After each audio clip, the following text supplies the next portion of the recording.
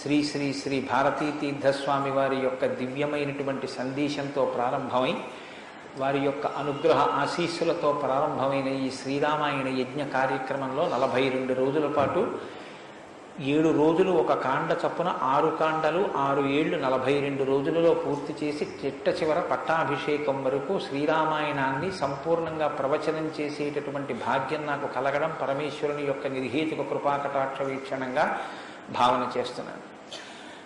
శ్రీరామాయణం నిజంగా శ్రీరామాయణమే. ఎందుచేత నేను ఈ మాట అంటున్నానంటే, ఇప్పుడే మీరు పీఠాధిపతుల యొక్క అనుగ్రహ భాషణంలో విన్నారు.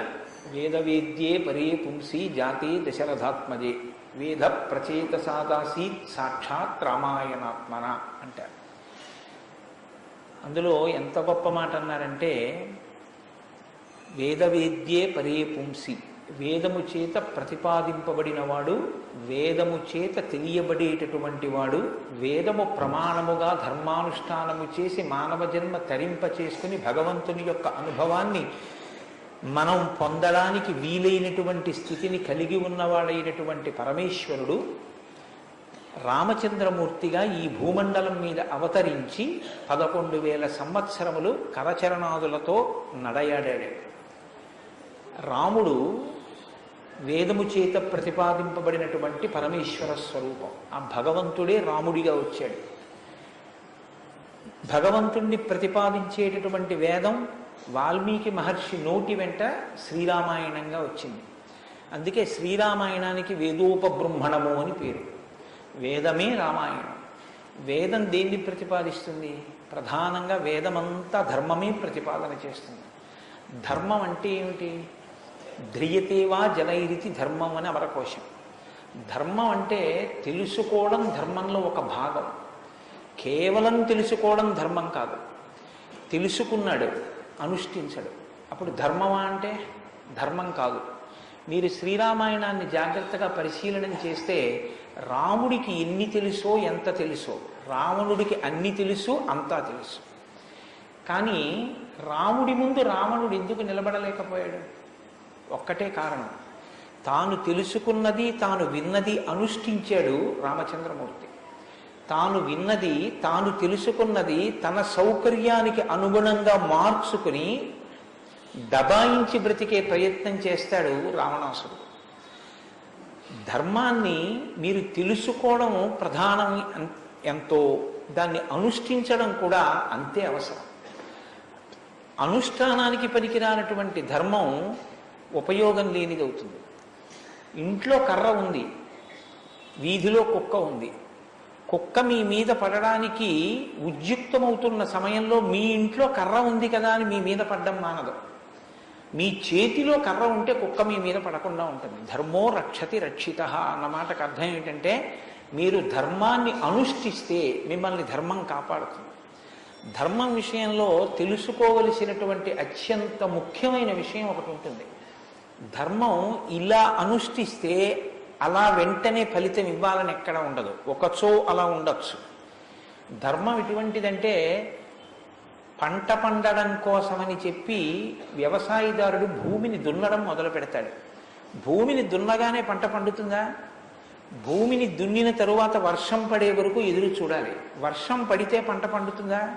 విత్తనాలు వేయాలి. విత్తనాలు వేస్తే పంట పండుతుందా? మొలకలెత్తాలి. మొలకలెత్తినంత మాత్రాన పంట పండుతుందా? దానికి చీడా పీడా పట్టకుండా సస్యరక్షణ చేసుకోవాలి. 6 గాలము శ్రమిస్తే చిట్ట చివర ఆ పంట బాగా చేతికొచ్చి ఫలసాయాన్ని ఇస్తుంది.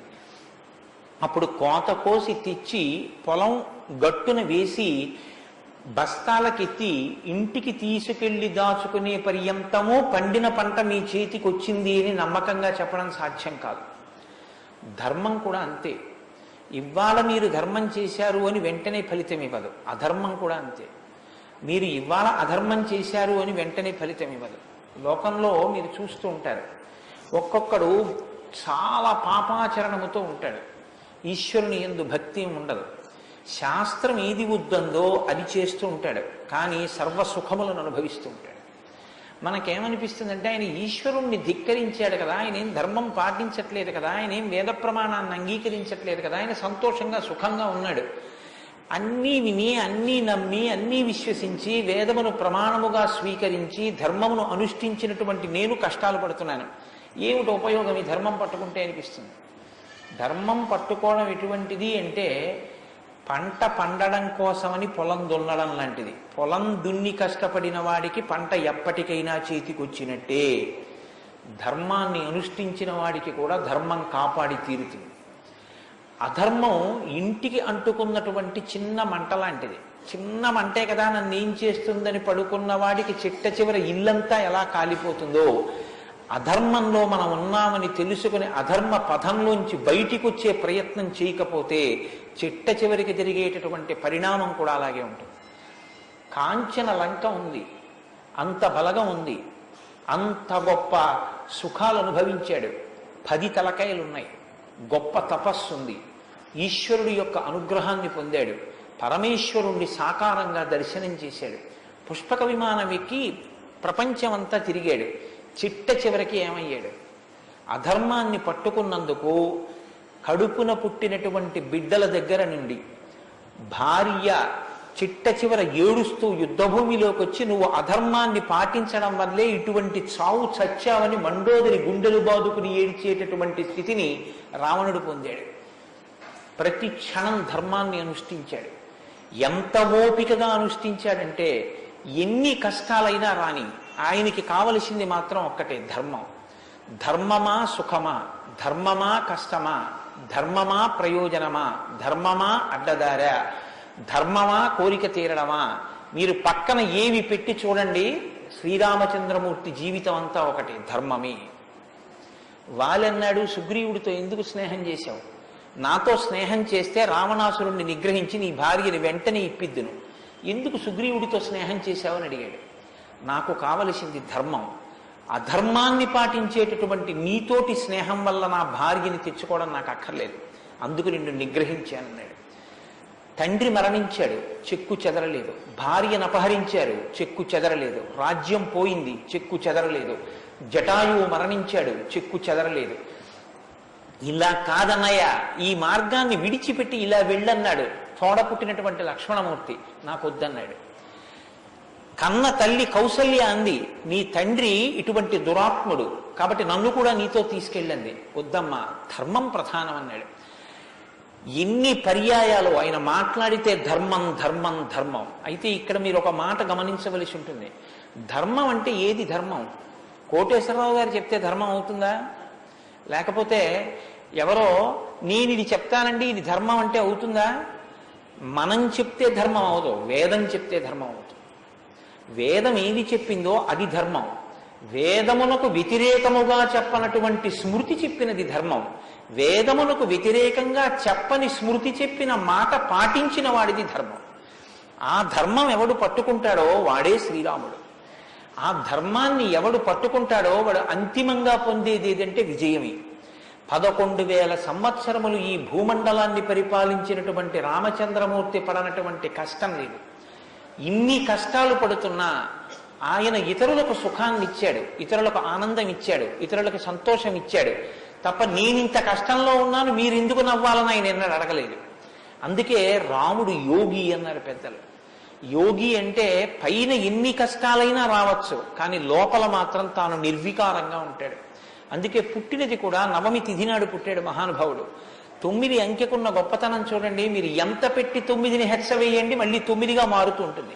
9 ఒకట్ల 9, 9 2 18, 8 1 9, 9 3 27, 7 2 9, 9 4 36, 6 3 9, 9 5 45, 5 4 9. ఏం చేసినా మళ్ళీ 9 అవుతూ ఉంటుంది. ఎన్ని కష్టాలు బయట రానివ్వండి, ఎన్ని వైక్లభ్యాలు కలగనివ్వండి, లోపల మాత్రం రాముడు ఎప్పుడూ ధర్మాన్నే పట్టుకుని ఉంటాడు. ధర్మాన్ని పట్టుకోవడం అంటే రాముడు రామాయణంలో మాట్లాడింది మీరు గమనించాలి. ఎప్పుడైనా రామాయణం చదవడం, రామాయణం వినడం అంటే ఒక్క పర్యాయం అని మీరు అనుకోకండి. రామాయణాన్ని బహుకోణాలలో చదవండి.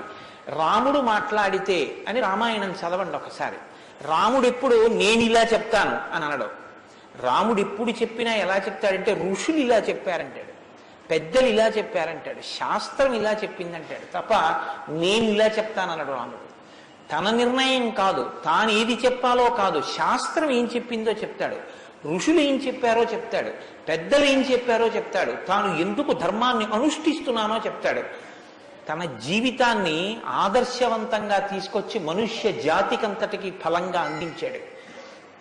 అటువంటి ధర్మాత్ముడైనటువంటి రామచంద్రమూర్తి మనుష్యుడిగా అవతారాన్ని స్వీకరించి ఉండకపోతే అసలు మనుష్యుని యొక్క జన్మ ప్రయోజనం ఇంత గొప్పవాడా మనిషి అన్న విషయమే లోకానికి అర్థమయ్యుండేది కాదు. ఎందుకంటే మీరు ఒక విషయాన్ని జాగ్రత్తగా గమనించండి, రామావతార స్వీకారానికి ముందరే రామనామం లోకంలో ఉంది. రామావతారానికి ముందు రామనామం లేకపోతే వాల్మీకి మహర్షికి రామనామాన్ని ఎలాగా ఉపదేశం చేశారు ఋషులు? ఆయనకి ఉపదేశం చేసిన తరువాత కదా రామచంద్రమూర్తి అవతారం వచ్చింది. ఆయన వాల్మీకిగా మారిన తరువాత కదా రాముడు పుట్టింది. కాబట్టి రామ అన్న నామం సాక్షాత్తు ఈశ్వరుడి యొక్క నామం. అది రమయతీతి రామ, లోకులనందరినీ రమింపచేసేటటువంటి నామం. అంతటి మహోత్కృష్టమైనటువంటి శీల సంపద కలిగినటువంటి వాడు రామచంద్రమూర్తి. అందుకే రామాయణాన్ని రామచంద్రమూర్తిని ఎంతకాలం మనుష్య జాతి ఆరాధన చేస్తుందో అంతకాలం మానవత్వం బ్రతికుంటుంది. ఏనాడు రామచంద్రమూర్తిని మరిచిపోతామో, ఏనాడు రామాయణం మనకు అక్కర్లేదని అంటామో, ఆనాడు మనిషిగా కనపడుతున్న మనుష్యత్వం చచ్చిపోతుంది, మానవత్వం చచ్చిపోతుంది, నరత్వం చచ్చిపోతుంది. అది పోయిన నాడు నరజన్మ యొక్క ప్రయోజనమే పోతుంది. అందుకే మీరు చూడండి, విష్ణువు దశావతారములను స్వీకరించారు. వేదోద్ధారణ మందరాభరణ పృథ్వీధర్మ నిర్మాణ ప్రహ్లాదత్రాణ బలిప్రతారణ నృపాహంకార నిర్వాపన వైదేహీ రమణ ధనంజయ జయ వ్యాపార పారీణ ఛోడీ దివ్యత్కరుణ తమోహరణ తండ్రి వెంకటేశ ప్రభో. ఇన్ని అవతారాలు స్వీకరించినా ఆ అవతార పరిసమాప్తి అయిపోయిన తరువాత మనం పిలిస్తే ఇక లక్ష్మీనారాయణులని పిలుస్తాం. ఒక వామనమూర్తి అవతార పరిసమాప్తి అయిపోయింది, ఏమంటాం? లక్ష్మీనారాయణులు. ఒక పరశురాముడు, లక్ష్మీనారాయణులు. ఒక మత్స్యావతారం, లక్ష్మీనారాయణులు. ఒక్క సీతారాముల అవతారంలో మాత్రం యుగాలు మారిపోయినా ఆ అవతారాన్ని సీతారాములని పిలుస్తాం. భార్యాభర్తలు ఎలా బతకాలో నేర్పినటువంటి అవతారం రామావతారం. అన్నదమ్ములు ఎలా బతకాలో నేర్పిన అవతారం రామావతారం. తండ్రి కొడుకులు ఎలా బతకాలో నేర్పిన అవతారం రామావతారం. ఒక ఉద్యోగి యజమాని ఎలా బతకాలో నేర్పిన అవతారం రామావతారం. చివరికి ఎంత కష్టం కడుపులో ఉన్న రాజారాముడిగా సింహాసనం మీద కూర్చోవలసి వస్తే ప్రజల్ని కన్నబిడ్డల్లా పరిపాలించగలిగినటువంటి, ధర్మాన్ని నిలబెట్టుకోగలిగినటువంటి, సంపూర్ణత్వాన్ని సంతరించుకున్నటువంటి మనుష్య స్థితిని పొందిన అవతారం రామావతారం. మీకు జీవితంలో అనుష్ఠాన పర్యంతంలో ఎక్కడ ఏ విషయం గురించి అనుమానం వచ్చినా మీకు రామాయణం జీర్ణమైతే మీకు వెంటనే శ్రీరామాయణం జ్ఞాపకానికి వస్తుంది. అప్పుడు రాముడు ఇలా ప్రవర్తించాడు అని మీకు జ్ఞాపకం వస్తుంది. రామాయణం మీకు జీర్ణమైతే మీ భాష తీరు మారిపోతుంది. రామాయణం మీకు జీర్ణమైతే మాట ఎంత గొప్పదో మీకు అర్థమవుతుంది. నేను అందుకే మీకు మనవి చేశాను, రామాయణాన్ని రామాయణంగా చదవకండి అని. రామాయణం జ్యోతిష శాస్త్రం, రామాయణం వాస్తుశాస్త్రం, రామాయణం ధర్మశాస్త్రం, రామాయణం వాక్కు, రామాయణం ధర్మ పరిపాలన, రామాయణం న్యాయం, రామాయణం సామాజిక శాస్త్రం, రామాయణం శకున శాస్త్రం, రామాయణం పర్యావరణం, రామాయణం గురుభక్తి, రామాయణం శిష్యధర్మం. మీ ఇష్టం, ఎలా చదవండి, రామాయణం అలా వస్తుంది. మీకిచ్చినది మట్టి ముద్ద, మీరు దాంతో మూకుడు చేసుకుంటారో, పళ్ళెం చేసుకుంటారో, ప్రమిద చేసుకుంటారో, గిన్నె చేసుకుంటారో, గరిటె చేసుకుంటారో మీ ఇష్టం. రామాయణాన్ని మీరు ఎలా చూడాలనుకుంటే మీకు అలా కనపడుతుంది. శ్రీరామాయణానికి ఉన్న గొప్పతనం ఏమిటంటే వాల్మీకి మహర్షి ఎవ్వరికీ కూడా కితాబులు ఇవ్వరు. రావణాసురుడు దుష్టుడని వాల్మీకి మహర్షి అనరు. వాల్మీకి మహర్షి చెప్పేది ఇలా చేశాడని చెప్తారు. తెల్లవారకట్ట లేచాడు, పరస్త్రీ పట్ల కామంతో మనసు కదిలింది. నీకు నచ్చి నీకు కూడా అలా ఉండాలనుకుంటే నీ ఇష్టం, నీ తల కూడా తెగిపోతుంది. నీవు కూడా పుత్రమిత్ర కళత్రాదులతో భంగపాటు పొందుతావు. రాముడు నిద్రలేస్తూనే నదీ స్నానం చేసి సంధ్యావందనం చేశాడు. నువ్వు రాముడిలా ఉండాలనుకుంటే 7 తరాలు తరిస్తాయి. నీకేది కావాలో నువ్వు నిర్ణయించుకో. రాముడు గొప్పవాడని చెప్పరు, రావణుడు తక్కువవాడని చెప్పరు. నువ్వేది తెలుసుకోవాలో అది నువ్వు తెలుసుకుని అనుష్ఠించాలి. అది శ్రీరామాయణం యొక్క గొప్పతనం. అంత గొప్ప అవతారంలో రాముడు ఎప్పుడు మాట్లాడినా ఋషివాక్కుని సమర్థిస్తాడు, రాముడు ఎప్పుడు మాట్లాడినా వేదవాక్కుని సమర్థిస్తాడు, రాముడు ఎప్పుడు మాట్లాడినా ధర్మాన్ని సమర్థిస్తాడు. ఇది మీరు బాగా జ్ఞాపకం పెట్టుకోవాలి.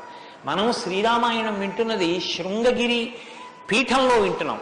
అదేమిటంటే పీఠ శాఖ కదా అని మీరు అనొచ్చు. ఆత్మావై పుత్రనామాసి, కొడుక్కి తండ్రికి అభేదం. బింబానికి బింబం ఎందులోంచి వచ్చిందో ఆ బింబం వచ్చినటువంటి లేదా ప్రతిబింబం పుట్టిన బింబం రెండు ఒకటే. అద్దం ముందు నిలబడితే నా ప్రతిబింబం కనబడితే ఆ ప్రతిబింబం బొట్టు పెట్టుకోలేదు అనుకోండి, దిక్కుమాలిన ప్రతిబింబమా బొట్టు పెట్టుకోవద్దా తప్పు కదా అని ప్రతిబింబానికి బొట్టు పెడితే నాకు బొట్టు వస్తుందా? బింబానికి బొట్టెట్టుకుంటే ప్రతిబింబానికి బొట్టు వస్తుంది. బింబానికి ప్రతిబింబానికి తండ్రికి కొడుక్కి గురువుకి శిష్యుడికి అభేదమైతే గుంటూరు శృంగగిరి పీఠ శాఖకి ఎక్కడో కర్ణాటక రాష్ట్రంలో ఉన్న శృంగగిరి పీఠానికి నా దృష్టిలో అభేదం. శృంగగిరి పీఠంలో కూర్చుని శ్రీరామాయణ ప్రవచనం చెయ్యవలసి వస్తే నేను ఒక మాట చెప్పకుండా రామాయణాన్ని ప్రారంభించేస్తే నేను ఒక పొరపాటు చేసిన వాడిని అవుతాను. ఇన్ని పీఠాల్ని స్థాపించినటువంటి శంకర భగవత్పాదులు అవతార పరిసమాప్తి చేస్తూ ఒక మాట చెప్పారు. వేదో నిత్యమధీయతాం తదుదితం కర్మస్వనుష్ఠీయతాం. ప్రతిరోజు వేదం చదువుకో. నువ్వు చేసే ఏ కర్మ అయినా వేదం ఎలా చెప్పిందో అలాగే చెయ్యి. అంతేకాని నీ స్వంత బుద్ధితో ఏ పనిని చెయ్యవద్దు. వేదో నిత్యమధీయతాం తదుదితం స్వకర్మస్వనుష్ఠీయతాం దుస్తర్కాస్తు విరమ్యతాం. ఈశ్వరుడు నోరిచ్చాడు కదా అని నీ చిత్తం వచ్చినట్టుగా వాదనలు చేయవద్దు. నువ్వు ఏది మాట్లాడినా శృతి శిరపక్ష స్వనుష్ఠీయతాం. ఉపనిషత్తులు ఏం చెప్పాయో వేదం ఏం చెప్పిందో దాన్ని సమర్థించడానికి నీ వాగ్బలాన్ని ఉపయోగించు. అంతేకాని ఈశ్వరుడు వాక్కు ఇచ్చాడు కదా అని నీ ఇష్టం వచ్చినట్టు నువ్వు మాట్లాడితే చూడలేదు లెక్క కట్టుకోలేడని నువ్వు అనుకోవద్దు. లెక్క కట్టేవాడు ఒకడున్నాడు. మీరు చూడండి, 84 లక్షల జీవరాశులు ఈ ప్రపంచంలో ఉన్నాయి. 84 లక్షల జీవరాశుల్లో 83,99,999 జీవరాశులకు వాక్కు లేదు. ఒక్క నరజన్మకే వాక్కు ఉంది. మళ్ళీ ఈ నరజన్మలో కొంతమంది మాత్రమే ఆ మాట చెప్పగలరు. కొంతమంది నరులుగా జన్మించిన నోరు విప్పి రామా అని గట్టిగా అనరా అంటే రామా అని అనలేరు. అది వారి దురదృష్టం. కానీ మనం భగవన్నామమును పలకగలం. భగవన్నామం పలికి తరించగలిగినటువంటి భాగ్యం మనకుంది. హరునకు విభీషణున కద్రిజకున్ తిరుమంత్రరాజమై కరికి నహల్యకున్ ద్రుపద కన్యకు నాత్తి హరించు చుట్టమై బరగిన ఎట్టి నీ పతితపావన నామము నాదు జిహ్వపై నిరంతరము నటింపచేయుమి కదా చరది కరుణాపయోనిధి అని వేడుకున్నాడు గోపరాజు గారు. నాకేం అక్కర్లేదయ్యా స్వామి, నీ నామం నా నాలుక మీద నర్తింపచేయవయ్యా చాలన్నాడు. పవి పుష్పంబగు అగ్ని మంచగు నాకోపావం భూమిస్థలంబగు శత్రుండతిమిత్రుడవు విషము దివ్యాహారమౌనెన్నగా అవనీమండలి లోపలం శివ శివేచ్ఛాభాషణోల్లాసకిన్ శివ నీ నామము సర్వవస్యకరమౌ శ్రీకాళహస్తీశ్వర. నాకు నీ శివనామం నా నాలుక మీద నర్తించాలని కోరుకున్నాడు ధూర్జటి. భగవన్నామం చెప్పుకుంటే చాలని ఆ నామ ఉన్నందుకు వెంపర్లాడారు. అంత్యకాలమునందు ఆయాసమును నిన్ను తలుచునో తలపనో తలతునిపుడి నరసింహ నరసింహ నరసింహ లక్ష్మీ చ దానవంతక కోటి భానుతేజ గోవింద గోవింద గోవింద సర్వేశ పన్నగాధిపశాయి పద్మనాభ అని 2 చేతులిచ్చి నమస్కారం చేసి చిట్ట చివర ప్రాణం పోయేటప్పుడు ఆవేళ యమదూతల అగ్రహంబున వచ్చి ప్రాణముల్ పెకలించి పట్టునప్పుడు కపవాత పైత్యముల్ కప్పగా శ్రమచేత కంపముద్భవమంది కష్టపడుచు నారాయణాయంచు నా జిహ్వతో నిన్ను పిలుతునో శ్రమచేత పిలువలేనో నాటికిపుడి నీ నామస్మరణ చేతు చెవినిడవయ్య భూషణ వికాస శ్రీధర్మపుర నివాస దుష్ట సంహార నరసింహ దురిత దూరాన్ని గుండెలు బాదుకున్నాడు నరసింహశతక కర్త. ఆ భగవన్నామం పలికేటటువంటి భాగ్యం ఉన్న ఏకైక ప్రాణి సృష్టిలో కేవలం మనుష్యుడే. అటువంటి మనుష్యుడికి ఇచ్చినటువంటి అదనపు వరం భగవత్ కథాశ్రవణం. ఈశ్వర కథ వినగలడు. ఆ ఈశ్వర కథ వింటేనే సమస్త సంసార భ్రమణ పరితాపోపశమనం అంటారు శంకర భగవత్పాదులు. గలంతి శంభోత్పచ్చరిత చరిత కిల్బిషరజో దళంతి ధీకుల్యాశ్వరతి పతంతి విజయతాం దిశంతి సంసార భ్రమణ పరితాపోపశమనం వసంతి మచ్చేతో హృదవు విశివానందలహరి అంటారు. సంసార భ్రమణ పరితాపోపశమన కారణమైనటువంటి భగవంతుని యొక్క కథాశ్రవణము చేసి నోటితో జుర్రుకున్నటువంటి పదార్థాలు సప్త ధాతువులతో నిర్మింపబడిన ఈ దేహాన్ని పోషిస్తే భగవంతుని యొక్క కథని చెవులతో జుర్రుకున్నటువంటి వాడు మళ్లీ పుట్టవలసిన అవసరం లేకుండా పునరపి జననం పునరపి మరణం పునరపి జనని జఠరే చయనం ఇహ సంసారే బహురుస్తారే కృపయాపారే పాహి మురారే అని ఆ భగవన్ నామామృతాన్ని చెవులలోంచి లోపలికి జుర్రుకున్నటువంటి వాడు పునరావృత్తి రహిత శాశ్వత శివ సాయుధ్య స్థితిని పొందగలుగుతున్నాడు. ఇటువంటి భాగ్యం కలిగినటువంటి ప్రాణి మనుష్యుడు. ఆ మనుష్యుని యొక్క జీవితం ఎంత గొప్పదో, అసలు నరుడంతే ఎంత గొప్పవాడో నిరూపించినటువంటి అవతారం రా. మనుష్య జన్మ అంటే అంత సులకనగా చూడబడినటువంటి రోజుల్లో నరుడంటే ఎంత గొప్పవాడో నిరూపించి చూపించాడు. అందుకే ఆయన అవతార పరిసమాప్తి చెయ్యాలి అంటే రావణ సంహారం చేసేసి అవతార పరిసమాప్తి చేసేయచ్చు. కానీ ఆయన అలా చేయలేదు, ప్రతిజ్ఞ చేశారు. దశవర్ష సహస్రాన్ని దశవర్ష శతానిచ, నేను 11,000 సంవత్సరములు ఈ భూమండలం మీద నడుస్తానన్నారు. దేని కొరకు అంటే 11,000 సంవత్సరములు నేను ఈ భూమి మీద ఉండి భార్యాసహితుడనై బిడ్డల్ని కని ధర్మాన్ని అనుష్ఠించి ఒక నరుడు ధర్మాన్ని పట్టుకుంటే ఎంత గొప్పవాడు కాగలడో నిరూపిస్తానన్నాడు రాముడు. అటువంటి నరుడి కథ అయినటువంటి రామకథ వినకపోతే, రాముడికి కృతజ్ఞతలు ఆవిష్కరించకపోతే, మనసార రామనామం చెప్పకపోతే, రామచంద్రమూర్తికి నమస్కరించకపోతే ఆ జన్మ వృధా అయిపోయినటువంటి జన్మ. అంతటి మహాత్ముడు రామచంద్రమూర్తి. కాబట్టి వేదవేద్యే పరే పుంసీ జాతే దశరథాత్మజే వేద ప్రచేతసాదాసీత్ సాక్షాత్ రామాయణాత్మన. వేదము వేదోపబృంహణమై రామకథగా భూలోకంలో వచ్చింది. ఆ వేదము ఈశ్వరుని యొక్క శ్వాస. ఈ వేదము వాల్మీకి గిరి సంభూత. వాల్మీకి అనబడేటటువంటి పర్వతంలోంచి పుట్టినటువంటి ఒక జీవనది. వేదము మనం వెళ్ళి స్నానం చెయ్యాలి, మనం వెళ్ళి దర్శనం చెయ్యాలి. రామాయణము ప్రవహించి ఇంటింటి ముందు నుంచి వెళ్ళిపోయినటువంటి గంగ లాంటిది. దక్షిణామూర్తి వేదం, శంకరాచార్యుల వారు రామాయణం. దక్షిణామూర్తి ఎక్కడో ఒక్క చోట కూర్చుని ఉంటారు. సనక సనందనాదులు కూడా ఆయన కూర్చున్న చోటికే వెళ్ళి నమస్కారం చేసి జ్ఞానోపలబ్ధి పొందాలి. శంకరాచార్యుల వారు అలా కాదు. శంభోర్మూర్తి చరతి భువనే శంకరాచార్య రూప. ఆ దక్షిణామూర్తి మౌనం విడిచిపెట్టి ఆసేత హిమాచల పర్యంతం పాదచారి అయి 3 పర్యాయములు పరిగెట్టించి వేద విరుద్ధమైన వాదనలు ఖండించి మళ్లీ వేద విరుద్ధమైన వాదనలు ఈ భారతదేశంలోకి ప్రవేశించకుండా కాపు పెట్టాలన్న ఉద్దేశ్యంతో తూర్పున జగన్నాథ్లో గోవర్ధన పీఠము, పడమర ద్వారకలో కాళికాపీఠము, ఉత్తరమున బదరికాశ్రమములో జ్యోతిపీఠము, దక్షిణమున శృంగగిరిలో శారదాపీఠము, 4 చోట్ల 4 పీఠములను కాపు పెట్టి గురు పరంపర నిరంతరము కొనసాగేటట్టుగా మనని అనుగ్రహించి వేద విరుద్ధమైన వాదనలు భారతదేశంలో ప్రవేశించకుండా రక్షించినటువంటి మహాపురుషుడైనటువంటి శంకర భగవత్పాదులు తానే ఆసేతు హిమాచలం పరిగెట్టించి ప్రతి ఇంటి ముందుకొచ్చి జ్ఞానబోధ చేసినట్టు రామాయణం అనేటటువంటి గంగ వాల్మీకి గిరిశంభూతయ్యి వాడలా ప్రవహించింది. రామకథ రామనామం తెలియనివాడు లోకంలో ఉండడు. ఏదైనా తెలియదేమో, రామకథ తెలియనివాడు రామనామం తెలియనివాడు లోకంలో ఉండడు. మంచికైనా రామనామం, చెడుకైనా రామనామం. ఏమయ్యా అంత పని చేసావా? రామరామ అనే చేస్తానండి అంటాడు. ఏదైనా చూడకూడదు చూస్తే రామరామ ఇలాంటిది చూశానేమండి అంటాడు. ఏదైనా మంచి జరిగితే రామరామ ఎంత మంచి మాట విన్నాను ఇవ్వాలంటాడు. భారతీయ సంస్కృతిలో రామనామం మమేకమైపోయింది. అటువంటి రామాయణం, అటువంటి రామనామం ధర్మానికి ఆలవాలం. ధర్మాన్ని వ్యతిరేకించడం కన్నా ఘోరమైన పాపం లోకంలో ఇంకోటి ఉండదు. ఇవాల్టి రోజున రామాయణం యొక్క ఆవశ్యకత మరీ ఎక్కువ. ఎందుచేతనో తెలుసా అండి? ఒకానొకప్పుడు ధర్మానికి వ్యతిరేకంగా మాట్లాడితేనే చాలా దోషం. అటువంటిది ఇవాళ ఏ స్థితి వచ్చేసిందంటే ధర్మాన్ని ధర్మము అని పేరు పెట్టి వ్యతిరేకంగా మాట్లాడితే బాగుండదని ధర్మానికి ఇంకొక పేరు పెట్టి వ్యతిరేకంగా మాట్లాడే రోజులు వచ్చాయి. ఒకడు ఆవుని చంపేయాలనుకున్నాడు. ఆవుని చంపేయండి అంటే మిగిలిన వాళ్ళు బుద్ధి ఉందా లేదా అంటారు. అందుకని ఆవుని ఇంకొక క్రూర మృగం పేరు పెట్టి పిలిచి చంపేయమన్నాడు వాడు. ఎంత గడుసరితనం చూడండి. ఈ పులిని చంపేయండి అన్నాడు. పులిని చంపేయండి అంటే చూడని వాడు ఏమనుకుంటాడు? పులిని చంపేస్తే తప్పేమిటి, వచ్చి ఓళ్ళ మీద పడిపోతుంది అనుకుంటాడు. అది పావుని చంపేయండి అన్నాడు. విన్నవాడు పావు అనుకున్నాడు, కనదు ఆవు. ఆవుని చూపించి పావుని చంపేయండి అన్నాడు. వాడికి తెలియదా ఇది ఆవు అని? తెలుసు.